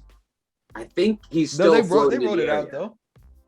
though. Whose car did they sneak into? OJ helped them get into Angel. Angel's car. Yeah. And they go back to Angel's place, and I think they're calling it quits. They're like, this is crazy. You know? It was. Yeah, they were. It was like they were eating somewhere, and Angel like makes a joke about like how good the fish is. Yeah, and OJ's like, you can't look at it in the eyes. Or Yeah, something like that. OJ's And like, And like nobody wants to talk about that. Read the room. OJ wasn't ready to give up. He wasn't. At that point, he was analyzing everything. Because he's an animal trainer. He's We've like, not this talked is about an how animal. funny this movie was. We've not talked No, about how it's funny this the movie the movie's hilarious. Especially, It's I need so to look at it funny. again because a lot of these jokes lead into things like some of them are easy to catch. I mean, they're at the video store and Angel's, and they're like, yeah, all the power went out, like our phones went out and stuff. Angel's like, your phone doesn't just lose powers. Okay. Yeah, he tries to mansplain them like how it works. You could lose Wi-Fi, but it won't lose power. Yeah, that was so funny. Obviously, the dope scene was so funny. This movie had so many funny scenes, and like, OJ trying to be like, I don't think you can look at it. And then just being like, Nobody nobody wants to talk about that. That was so funny. Again, he plays it up so well, and again, Kiki too. They play off of each other very well. You know. Can I say this about Kiki? M was swagged out. She was. Outfits, these colors swagged out. Mm-hmm. She was so cool. Swagged out. She's the hip. She's kind of hipster in a sense. You know. That's kind of vibe I was getting from her. The hip, cool lesbian. Free. You know. I guess did she say she rolls that way? Yeah, she said I got a lady. Yeah, she made a couple of references. Yeah, she be knocking them down. She has on the She side. be knocking them down. Yeah. Okay. Yeah. Right. She been mentioning one about her therapist. She's like, yeah, my therapist told me, I be knocking it down sometimes. Right. Yeah. Right. Yeah. Nah, she's so cool. She's so cool. Her delivery is spot on for sure. She's so good. She's so good. So what is it? They OJ convinces them. OJ's just like, we gotta do it. We gotta do it. Well, they get a call too From So it was Antlers. Yeah. That was the Antlers tipping. Pulse. Yeah, that was the Tippenberg right there to get him back on board. Yeah, it was like, because it's not like OJ gives like a rousing speech or anything. It's like M is like, what are we doing this for? And he's just kind of like, we got to do it. And M's like, fine. But you kind of watched. It's like cool because it's like OJ starts walking and M starts to follow, and so you see that M's in, like she's going to follow him. Yeah. And then the call or the text from You're right. Antlers comes through. So that's like, so I think she's in no matter what. But then that love and support. It's that support, that love and support, that sibling love and support. It's like freak. But the Antlers kind of puts it over the top. The cherry on like, top, right? All right, I'm doing this. Oh, and we just got a text from Antlers, so which is dope. She's loyal sister. Yeah, it's good stuff. So where are we now? They're back at the house. We're at the best part of the movie. Yeah, they're about to set it up. They're setting it up, right? Set it up. They know they can't look at this beast in the eyes or whatever it is. They know this thing. In the eyes. They know this thing now has a fear of the flags, so they went and get all those Yeah, those whatever those thing is, those the wacky, dummies. the wacky, Yeah. whatever. Wacky inflatable flailing arm tube man. Okay, so yeah. Yes. All right, so I love this next couple stuff, and I'll just quickly say this ties back to like the string stuff of like just like a perfect, makes sense plot wise, great visual. You know what I mean? Seeing these things all throughout, like laid out, just like led to like some really cool, unique, unlike anything I've ever seen, like visuals on the screen, because they were perfect, because like they served a purpose to represent, like let everybody know when electricity was out. Like made sense, but like visually speaking, it was also just cool. And like there's so much stuff that happens in this movie that are just like visually like artistic, visually cool, visually stunning. And I don't know. Well, because in a barren gulch with no color, here they are putting these colorful, wacky inflatable flailing arm tube men to signify, the presence. I thought it was creative as well. Exactly. You know? Yeah. And it didn't come out of left field, because the breadcrumbs are in the beginning. They pass them on the way to the gulch. You know, they get the car batteries from all the dead people at Jupe's place, you know, to power those things. Oh, I didn't even realize that's what they were doing. Yeah, that's what they did. They got the car batteries to power them. And Angel connected all of them. This is good stuff. Yeah. This is It was good. Ant's got the old school film going. He's got the IMAX camera. That's an IMAX camera. He's it's so cool, because it's like this feels like the parts in like Ocean's 11, like, you know, like the team's been gathered, everybody's here, and it's time for the heist. It's time to get the Oprah shot. They're going to steal the Oprah shot. Everything's being put up, and like the exhilaration I felt like in these scenes, like when they're building up to like the moment, like were awesome. Like so cool. It was very well done. Very, very well structured and executed, you know? Yeah. So what, the big day's here. Big days here. There's so much we can unpack. There's no calm before the storm. They don't have a little powwow. There's a little bit of calm. Yeah. Is there powwow? I There's like a little, this. Yeah. I don't remember. What was the powwow? It's it's like the calm before the storm. And the first time I saw it, I didn't think let's much go, of it. baby. Oh, hold on. There's that. But it's like before that, they're all sitting down at dinner. They're sitting down at dinner. And I think this ties back into like the capitalism aspect. Angel's like, guys, if we do this, we're doing like a good thing, right? Like we'll be able to capture it on film, and then we'll be able to save the world, right? Yeah. And it's like, it's so small and it's kind of like glossed over, but everybody's just kind of like, yeah, sure.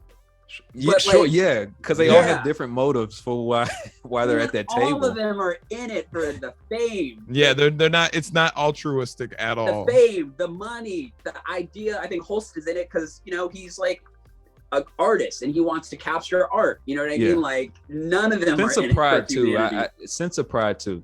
It I is feel like OJ's pride. sense of pride definitely brought him back at the table to tame this beast and reclaim the ranch at part, because there's that whole underlying story of the history of this. Well, yeah, this ranch. I think you said saying reclaim is definitely what it is, because it's a battle for territory. Yes, you know, but it felt real. You know, I feel like so many movies are like, guys, we gotta save humanity. It's like, you know, Independence Day. You know, I knew you were gonna say that. I mean, it really felt it. I mean, Will Alien, Smith you with know, a gun and in the we gotta wind. retake Earth or whatever, you know. This one was like, yeah, right. And you can tell on their faces, no, that's not what they're in this for. I mean, the world's not necessarily in danger. I think they also other characters put in perspective quite well. This thing is it's only more here. real. Yeah, I feel like it gets at like what, you know, humans are really like. You know what I mean? Like it's not the Avengers beam in the sky. This is the battle of the ranch, the gulch. You know, they're just trying. They're going for the Oprah shot. You know what I mean? It's humanity. That was a funny scene too. Didn't they tell him? They're like, "What do you think of doing reality to Antlers?" And like, reality, documentary. Yep. He's like, that's better. That's better. He was funny. He did really well in his like short appearances. Yes, Taylor. yes. So here we are. The Here we are. What is the altruistic. plan? What is the plan? What are they doing? So what is the plan? The plan is Antler's got the IMAX going up on the hill. You got Angel running point Digital. cameras. Yeah, the visuals, and he's also running manning digital, and he's also manning the flailing arm men. Yep. They got walkie-talkies. Walkie-talkies. They got M's at the walkie-talkies. house, doing like reconnaissance overhead view. Did she play music? She plays music too. No. Yes. Oh, what was The needle music drop? choice is pretty well. I can't remember the needle drop, but it was really good. Yeah. It was a good choice. I remember thinking like, yo, it better be good. I can't remember. Did they play it But now loud I on can't purpose to remember what it kind of was. get attention? Or I think they did Yeah. because that's how You're right. Jupe signaled him or signaled it. yeah. He would play Mm. music, and again, it's like it's an animal, so he thought he could train it, tame it. We also see Lucky, the only black horse. Okay, Who's jumping on OJ. I made a point to say how Lucky never ran away. Ghost ran away. I don't know Yes. if that's if they're trying to say something with the symbolism between black and white. I don't know. We could talk about it later when we get into like kind of That's interesting. the mags. I thought I didn't there was think about something. I think there Yeah. is something there with that. But Lucky's eyes also get covered. they do. He puts the jockey thing on it. Yeah, Again, he puts the talking, jockey thing on. talking legacy because they're descendants of. You're exactly. We forgot right. to And mention that still image of the black Yes, black jockey. black jockey. Yeah. Yes. Mm. Mhm. Black on the jockey. Jeez. The Bahamian jockey, right? Who are they descendants from? He puts on and he puts the Scorpion King. He does put the hoodie Scorpion on. back on. Yes. So it's kind of a big moment for him. Big one. You Shout know? out to The Rock. A lot of shout out to The Rock and the great movie. Is is that The what this Scorpion is? King. A shout out to The Rock? Are they trying to play I don't homage? know. I don't know. Why Scorpion King of all? I don't know, because that's Jordan Peele, man. I think I think they showed a scene of Scorpion King too.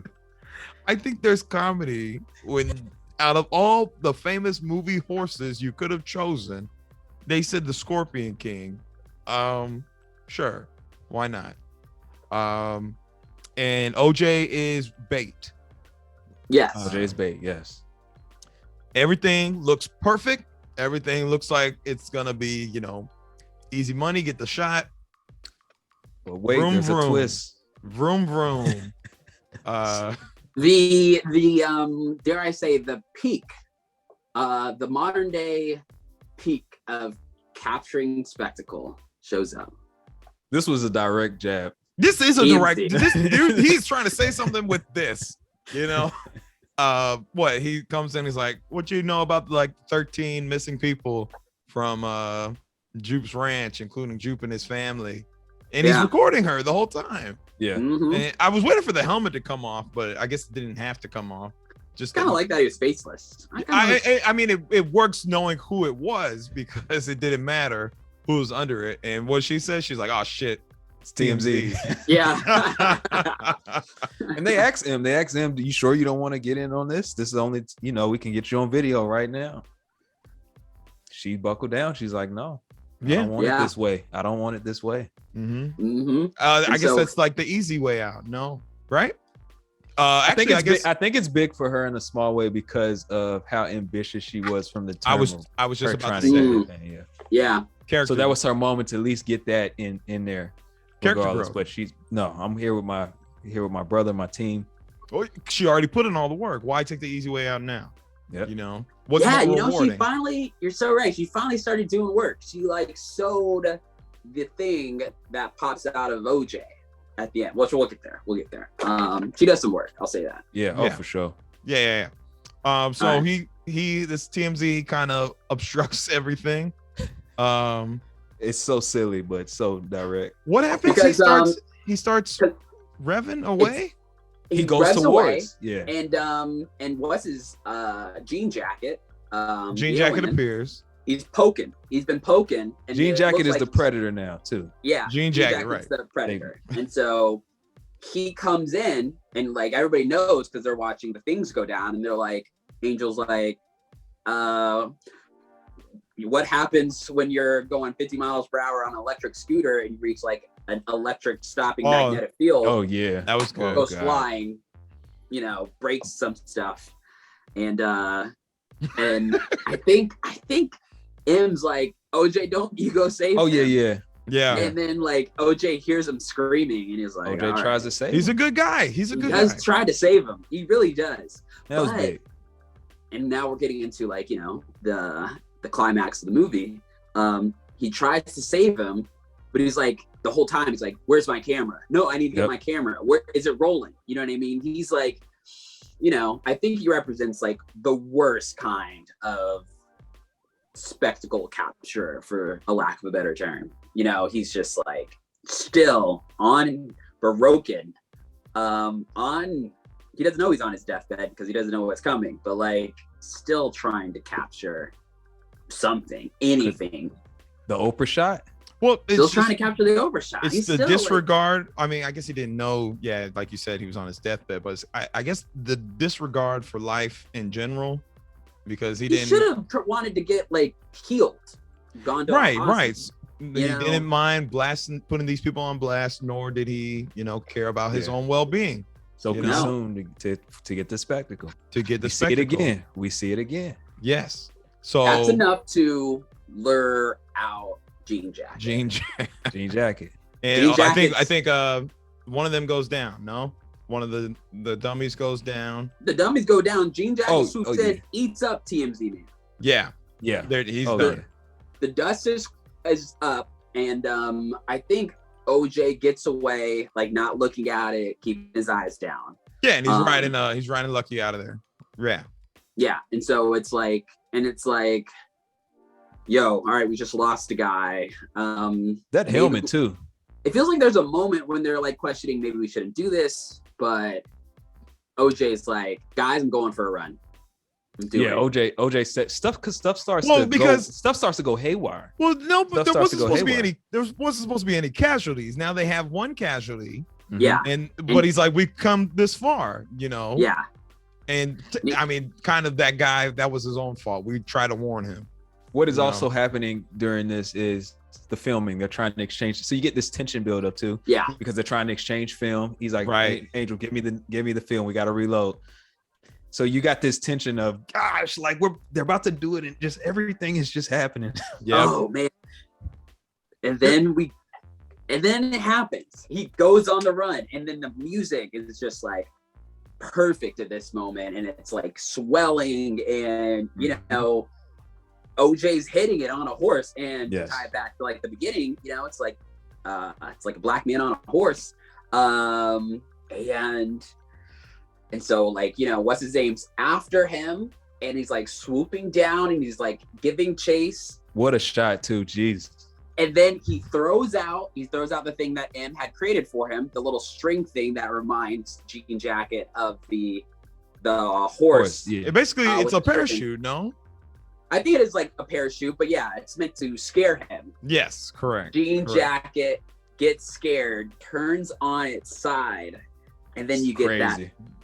perfect, amazing, beautiful shot of Jean Jacket on its side. I mean, OJ, a black man on a horse, the first film moving image ever, like there, the beautiful vista of the ranch, and they get it. They get the Oprah shot. They get it. And when that moment happened, like the feeling I felt was just like, dude, this is why you go to the movies. Like, that's why you go to the movie. This is why you roll the dice on filmmakers. Like, I think like it was the coolest moment I have felt in a movie. You got a black cowboy versus an alien. Hot minute. Black Cowboys and Aliens. That's gonna be the honest trailer name of for this when it comes out. Yeah, it could be. And we that'd get be the a good one. Oprah shot. They got the Oprah shot. So where does it go or wrong? do we think Something didn't- goes wrong? I can't remember what it was. They never fully recorded they didn't get the shot. No. They got it. Holst wasn't satisfied. Oh, so what? He Oh, yeah. starts running out. He starts running out to try to get a Antlers closer Holt. shot. He says something so cryptic that I still don't quite understand. Well, that's the joke too, because Angel's like, guys, Holt is saying something cryptic. I don't know what it means. And I think he's just like, he's willing to sacrifice himself for the shot, but it doesn't make any sense because he won't be able to live for it. It's almost the opposite of Willing to everybody. die for art. Willing to die for art. He's willing, he goes way too far the other he's side willing where to he's die for not art. in it for the fame. He's But- not in it for the money. In it for the art. But the He's in it for camera. the art, but he's so in it for the art, he dies. But So here's my thing with the camera is like, did the camera get destroyed or not? That's what I'm I saying. have Did the camera- have a I thought the feeling that camera he went up. I have Well, a here's the feeling thing. that I think that the camera can somewhat be retrieved. If I it's think put so back too. in. And I think so he too. kind of knew that, and he kind of took that chance as well too. I think Holst was like, I don't know, because he's like, all right, I got that, but he wasn't satisfied. He gets the rotating one, and he's just the mobile one, and then he just goes out to the cliff, and he's like, yo, where you at? I'm willing to stare you in the eyes and record and get the shot. You know, now that I talk about it, it feels like TMZ is in it for all the reasons that TMZ are in it, to just showcase spectacle, to be famous, like you get say some money. TMZ is surface level because they don't even know about Jean Jacket. Doesn't know about Jean Jacket, but is willing to go to the extremes to just like capture it. And you think motivated by why do people send videos to TMZ? Like money, maybe they'll get a little fame, all the wrong reasons. But on the other end of the spectrum, and he dies, to be clear. Mm-hmm. On the other end of the spectrum is somebody who's able to go to the very far extremes, but for art, and he dies. You know what I mean? So I don't know if it's trying to say something, hey, like maybe it's better to be And I think he got the perfect shot. Yeah, and he The For the record, the camera did go up with him. So the camera. Well, the thing is, He's gonna spit it he back. scoops everything. Like true, very true. once Jean Jacket comes through, he wrecks their setup. You know what I mean? Angel's about to get Jean Jacket can't digest like metal and stuff. No, You start to realize that it spits that back out, so the tape could come back out. it could come back out. It might Very be true. a little distorted, but It might be a little distorted, yeah. there's no. It's now up in the air. They have no idea. Angel's just trying to survive. He's tying like the metal around him, the barbed wire and the tarp. the barbed wire Poor around guy. him. Because Jeez. the Poor the guy. tarp is colorful. I think it can tell colors, so it spits Angel back out. I want to mention another thing is when we see the inside of the alien, what does it look like? A screen or some type of. And I think that is the biggest joke of it all. Is it might be on us as well as viewers because we're watching. Like this is the inside of it is a screen that opens up. You're talking about It's like a the screen. square part where it's like kind of pulsating. Yeah, I don't know what to make of it. it's a screen. It's square. It's Why is it square vertical? for sure. But I was like, is this the mouth? And it's Is- pulling things in. It eventually pulling people in. That's good. Oh, a That's good. screen like a movie. Listen, I might have I took can it. see He that. might have not took. Jordan Peele might not have took it there because I know he doesn't always take it there. But He I just might took have. it there. It's He possible. might have. But I just He took it. said something really interesting in this other podcast that I think has been mentioned, if not in our group chat on air, called The Big Picture. He did an interview and he said he's always trying to, I'm gonna butcher exactly what he said, but he's It's okay. trying to create as many great, perfect scenes as he can in a row to make a movie. You know what I mean? So it's and it feels, and what I took from that is that's why so many of his movies are so memeable, because he's taking time with all his shots. He's thinking about so much of this stuff. So I do not put it past him that, the decision to make The Mouth, which isn't historically, and all the kind of, mouths we've seen over the history of time aren't usually square. So it's interesting in this movie about And it's spectacle. consuming things. It is a square, the shape of classic TVs and a lot of the things we use to stream things. So I could see it being intentional. I believe it's Okay. multiple squares too in different sizes, so they can give It you different is, screens. yeah. Yeah.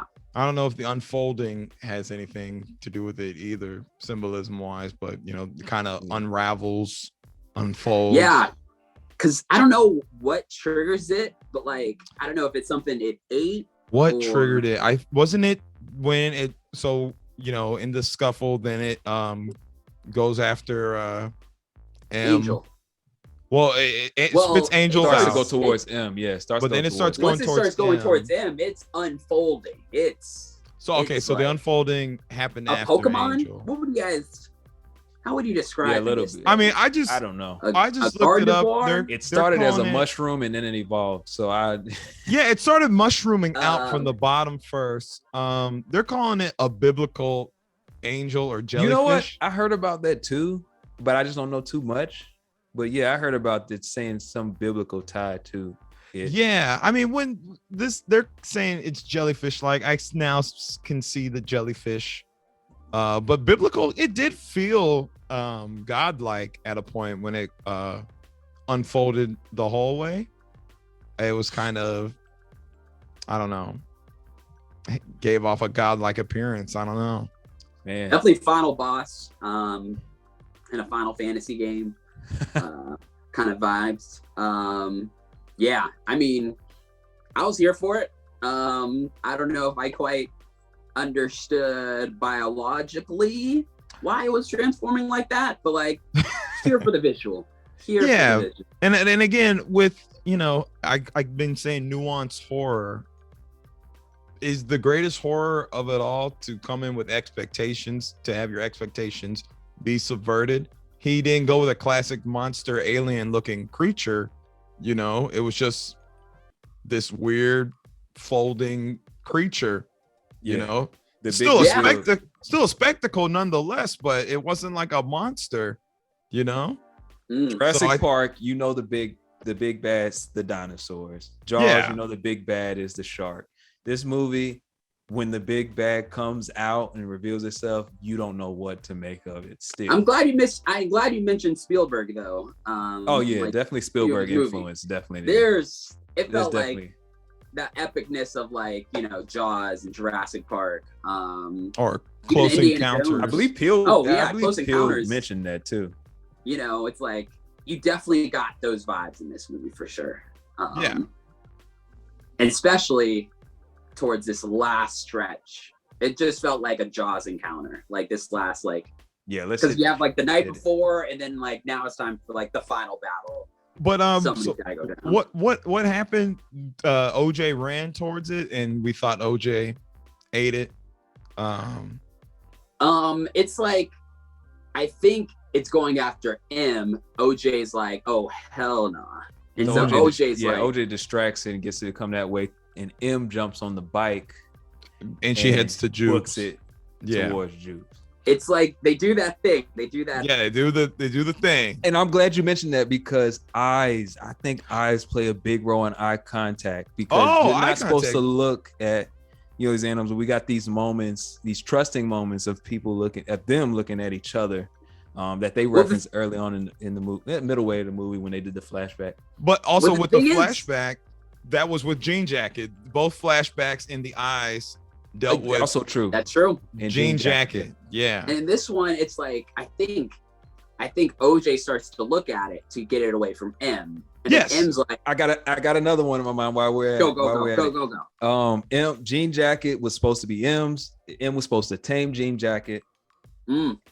Guess what? Who saves the day? Yeah, honestly. Who tames Who saves the beast? day?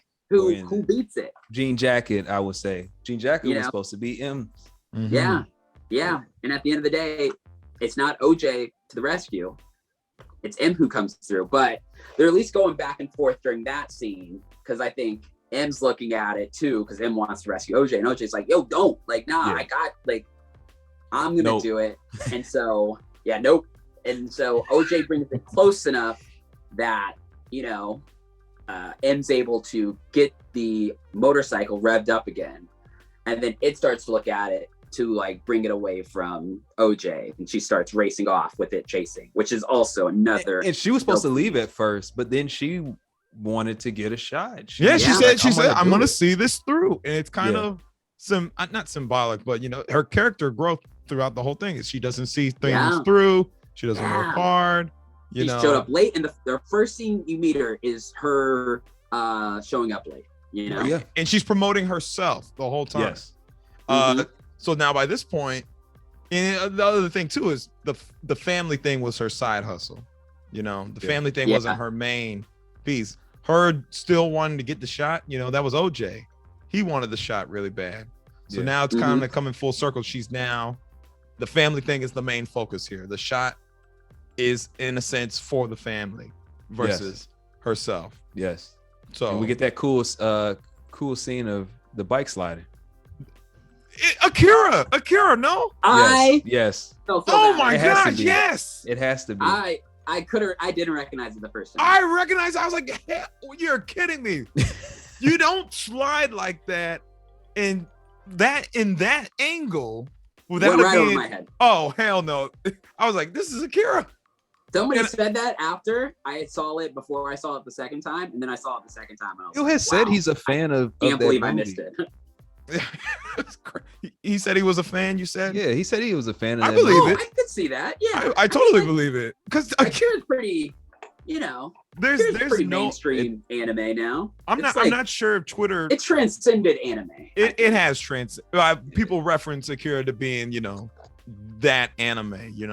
Like renowned anime film. I don't know if Twitter popped off on that scene. I feel there was probably a like one of those spoilers without context, and they put a picture of the Akira slide. Oh, I could see that. That'd be funny. I feel I might have saw that. If I didn't, I might make it myself.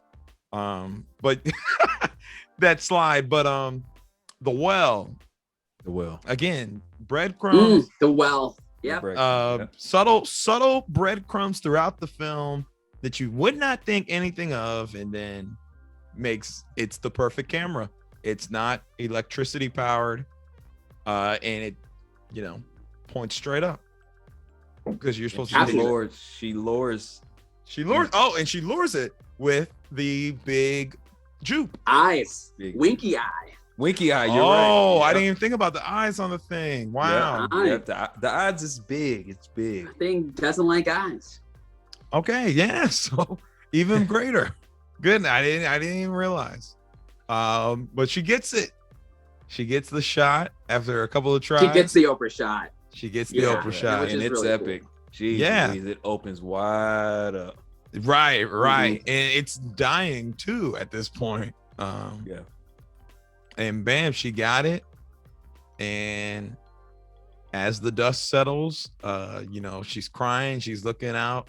You don't really know what she's looking out. Then the reporters are coming. But she's not worried about them. She's looking over in the distance. Which is very good. Which I didn't realize until right now. Yeah, she's not. I know what she looks at, but now it ties into like kind of like what we've been talking about thematically of why I think it was decided she wouldn't look at the reporters. Can we confirm OJ made it or not? OJ's alive. He made it. Do we know that? OJ's there on Lucky. He made it. He's alive.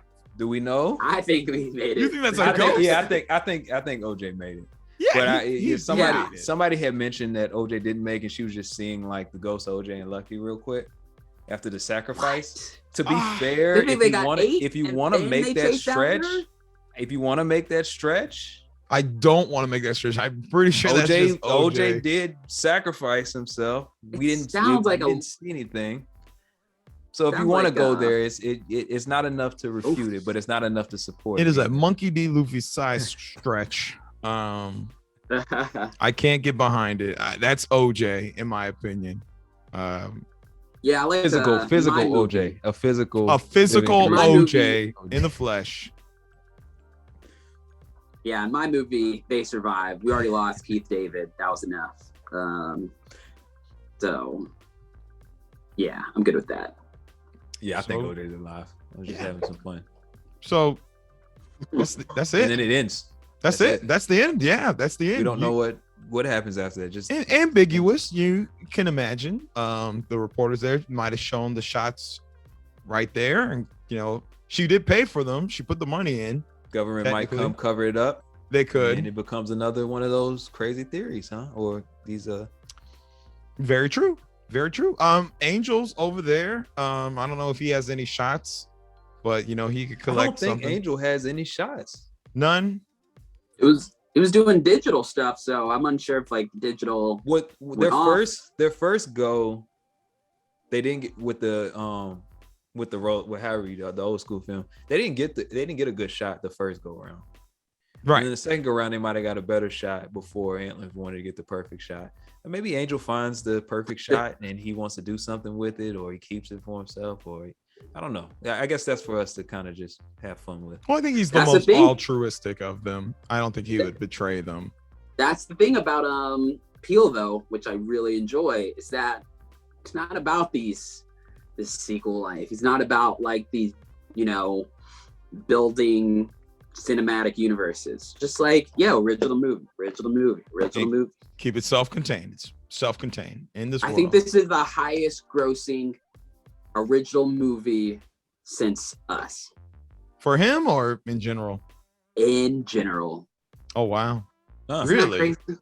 Yeah. With only like Original. 44 million, right? What do you think? What else would you say? What else comes to mind? When did Us come out? 2019? I think 2019. Yeah, 2019. I think that's right. Damn. I guess I don't know. Dune's not original. I know we skip over the Twilight series, but he had a hand in that for a second. I never watched it. What? Oh, not Twilight. You mean the Twilight Zone. Twilight Zone. Zone. Twilight Zone. I said series, but Twilight Zone series. My bad. I thought you meant the vampire books. I mean, that'd be fun. I was like, huh? what? I Really? thought when you said Twilight series by itself. I was about to be scared. I was like, what did he do in those movies? Okay, yeah. No, yeah, that's right. He did do those. But he's just out here, I don't know, give you original stuff. Somebody compared him to like Nolan, just like one of the few directors that feels like can sell a blockbuster on their name alone. You know what I mean? Like, I don't know if there's any other directors who can. Mm-hmm. Well, I feel like Nolan's all about boom, and with this is like boom. Yes, he's big on the boom. Nolan's like loud, like, oh gosh, Tenet. I've never watched. I really like Tenet, but I tried to rewatch it and it's so loud. Is it still loud? I remember when we saw I'm watching it on HBO. I watched it on HBO Max, and I'm like, I'm afraid. John David Washington might as well not speak at all. And now I'm worried about Oppenheimer. I mean, this is not a Nolan podcast, but if Tenet was loud, it's obviously some classic. Obviously, Nolan is a legend. Come on. I mean, some of these movies is he's a legend, but it's like, he's like Oppenheimer is going to, probably bring about like a really big crowd, and like there's only how many other filmmakers can like sell an original movie like that? And I think it's really only like him and Jordan Peele, like where it's like, oh, are you going to see the new Jordan Peele movie? Oh, are you going to see the new Nolan movie? I don't know if the list is. I don't know. I feel Jordan Peele's on a way. There's a few other ones that could probably. There's a few others that could probably come out with a movie. And none really come to mind for me where it's like collectively. Who? James Cameron. Oh yeah. No. Right. Okay. But see, it's been so long. James Cameron. A decade plus. People are gonna come out for the Avatar, no matter how. He's only made 2 films in the last like 20 years, and they both were Avatar. It took 10 years to make the first one. He started working on that in 2000. If he did came out with a new original movie, he has enough clout where it'd be like, oh yeah, the new James Cameron original. So that's a good one. Yes, true. But if you're talking new wave directors, I feel Jordan Peele. You're right. Jordan Peele is like right now where Steven Spielberg was with like Jaws and that's high praise. Close Encounters and E.T. Like that's some high praise. I think he's on the way. He's on the way. Right. He's right there. Yeah. Because people like, for example, I don't throw Spike Lee's name into this conversation because Spike Lee, you kind of know what you're gonna get from Spike Lee type film. Jordan Peele and Steven Spielberg are kind of along that line of you don't really know what you're gonna get. Here's the thing, it's like and what I kind of dug is that this movie is exploring, spectacle, people capturing spectacle, people's real interpretation quick, with spectacle. we nailed it with the whole spectacle. I'm like looking yeah. at it now. We nailed it by, the spectacle was the overarching theme. Yeah, but he's like he's not criticizing it. No, because the movie is a gigantic spectacle, which is like kind of what Spielberg, I think, did best. You know what I mean? Like just in terms of like these big movies, whether it was Jaws or Indy or like Jurassic Park, was like even like his latest stuff, even West Side Story. It's like these movies that are like big, and Jordan Peele's definitely doing that. Like I feel like, and even though he's horror, he's definitely like kind of like along that branch of Spielberg children. I'm not even a heavy horror person, but I'm a Peele fan by far. Does Peele appeal to you? Yes, Peele, for lack of better words, appeals. Okay. He won me over. With this one. It's crazy. It might be his best installment. After having this deep dive, I don't know. I got to go back and look at Us again. I've really only watched both of those one time. Yeah, but I really like this movie. I liked I saw it. Get Out. I was just gonna say I saw Get Out. Like after all the hype was built, and so I felt like I went in with like maybe too high of expectations. So maybe I need to watch that again now that it's been years. But this was the biggest budget movie though, and Peele was playing with house money. I think was it his biggest budget? budget? To your point, I feel like it is. It's gotta be. It's gotta be, right? That was the biggest. I don't think they spent that much on that as much. I know they didn't spend that much on Get Out. I mean, Us comparatively. I mean, from Us was pretty big, but I think they spent the most money on this. So this one clocked in at 68 mil. Us, okay, yeah, 20 mil for Us. That's a big jump. That's 40 million extra. Yeah, 40 million. That's crazy. I thought Us would have been more. Get Out is probably even cheaper. Get Out. Oh yeah, Get Out's a cheap. 4.5 million. Yeah. Wow. Jesus. So, which makes it such a great movie because work. This is wild. It's only 68, and it's just like this movie looked better than. I mean, a lot of these big Marvel. Budget. Oh, we're talking about VFX. The VFX in this film are pretty top notch. I mean, the saucer.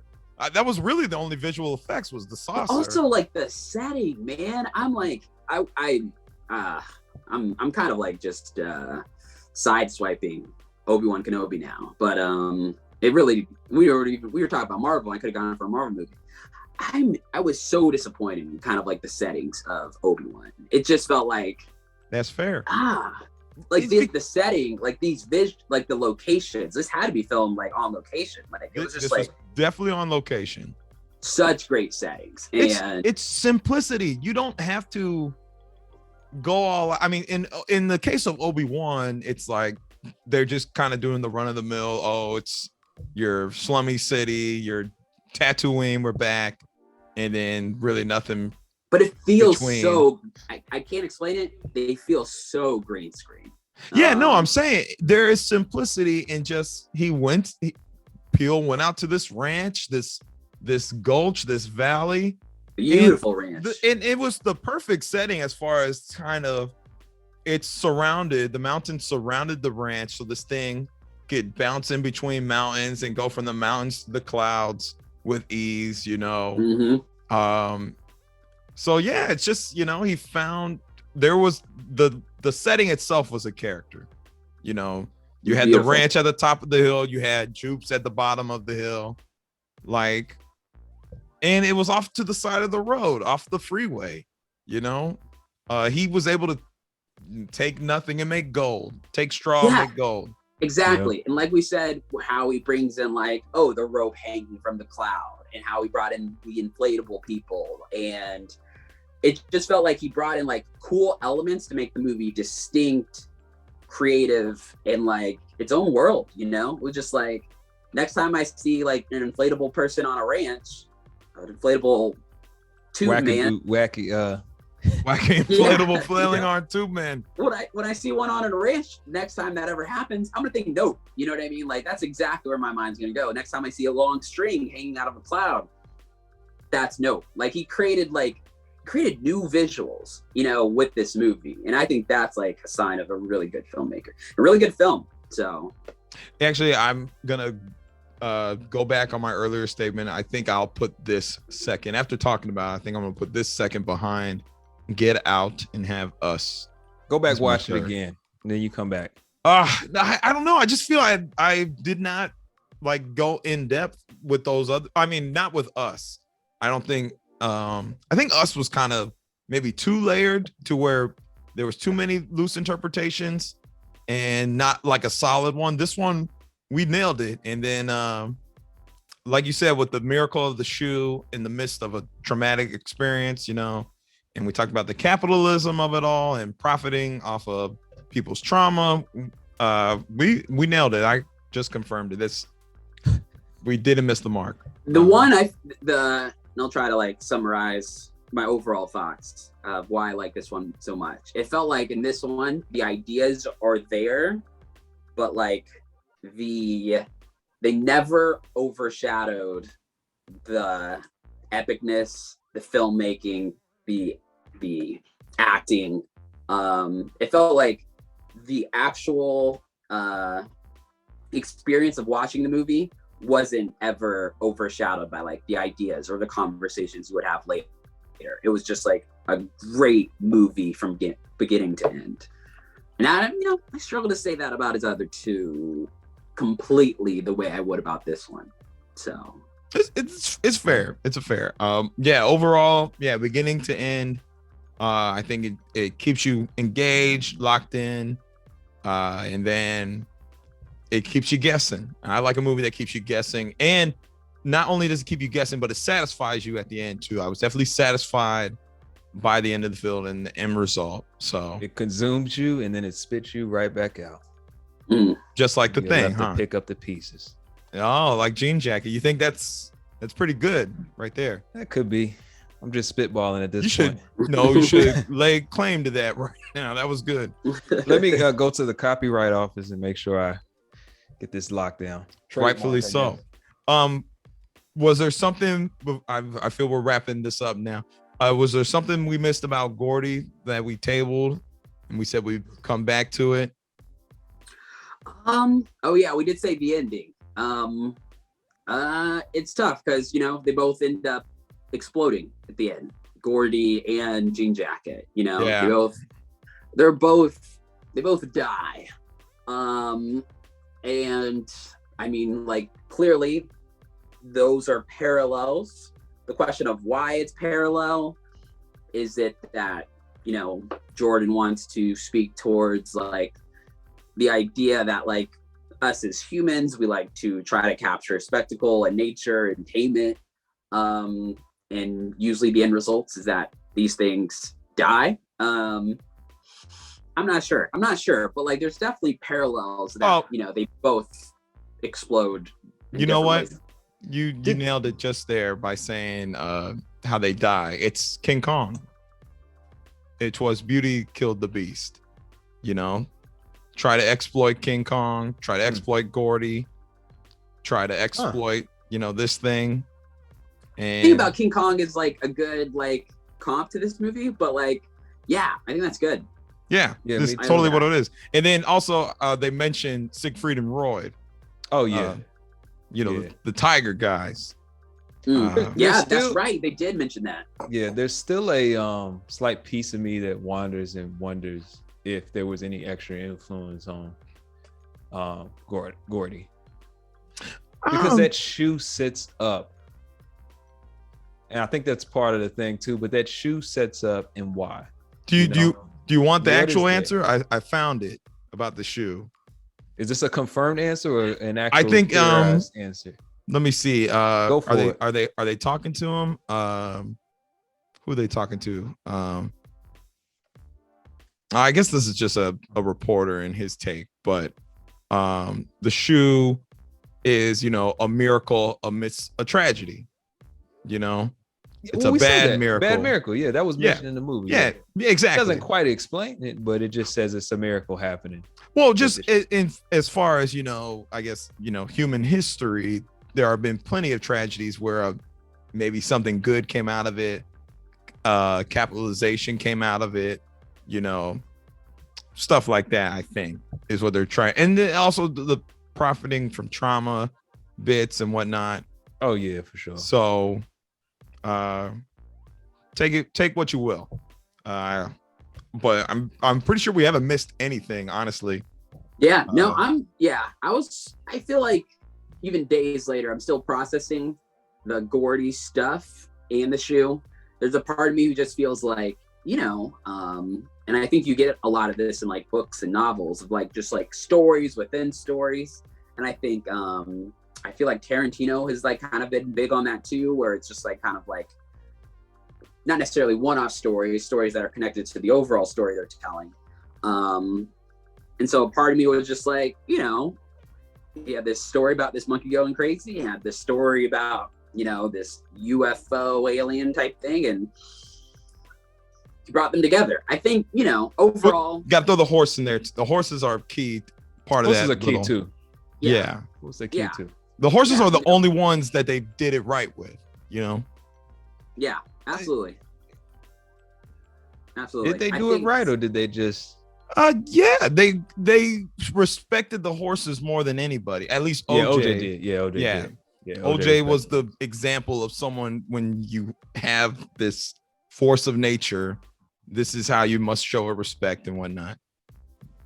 And, because it's still an animal. It can still kill you. You never know. Yeah, you never know. So are we good, gentlemen? I think we're good. Yeah. Okay, cool. I think we've hit it all. Yeah, I think we did. And I think we got a consensus on our final thoughts. We nailed the plot. We tackled the themes, performances throughout. I think we all can agree, pretty spot on performances. I'd probably say shout out to Keke Palmer as far as, biggest takeaway from this film. Daniel's great. Steven's great. Newcomer Brandon, great. Shout out to Keith David, veteran, love seeing him.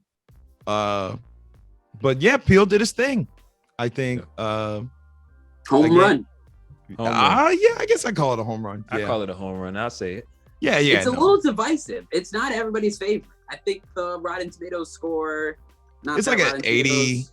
I think there's a whole nother discussion that could be handled by some people who don't like the movie. Not all, because it's okay to not like things, but some people who don't like the movie. I think it becomes more of a self-reflection than they even realize. I think they need to have a conversation like this and kind of just pick apart the movie, and then they might realize differently how they feel about it. But I think that's one of the better things about the Peele films is that they open. If you just sit down and say, "Oh, this doesn't make sense. This doesn't make sense. This is random," you're setting yourself up. Just sit down, take a moment, think about it. If you get it, you get it. If you don't, that's fine. It's not a big deal either. But don't write it off just because it's not right in your face. Exactly. Right. Just because you think the monkey scene's a little jarring, maybe it's intentionally jarring. Think of that. Like I think it is intentionally jarring. It is. You're supposed to walk away from that monkey scene and be like, "Don't fuck with monkeys," Like I don't ever want to hang out with a chimp after that scene. I'm reminded of the realism, and you can go look up that chimp in the Oprah interview. That's just as bad. Yes. Yeah, it's okay. But yeah, Peele films open up these conversations. Does Harambe come to mind? Yes, Not Harambe exactly. comes to mind. Yes, of course. That's a good one. Yes. Because again, Harambe, if you left him in the jungle, he probably would have been fine. You put him in a let me stop. All right, wait, let's wrap it. All right. But listen, folks, that wraps it up here at the Yonkō Table for our deep dive and analytical analysis of Nope.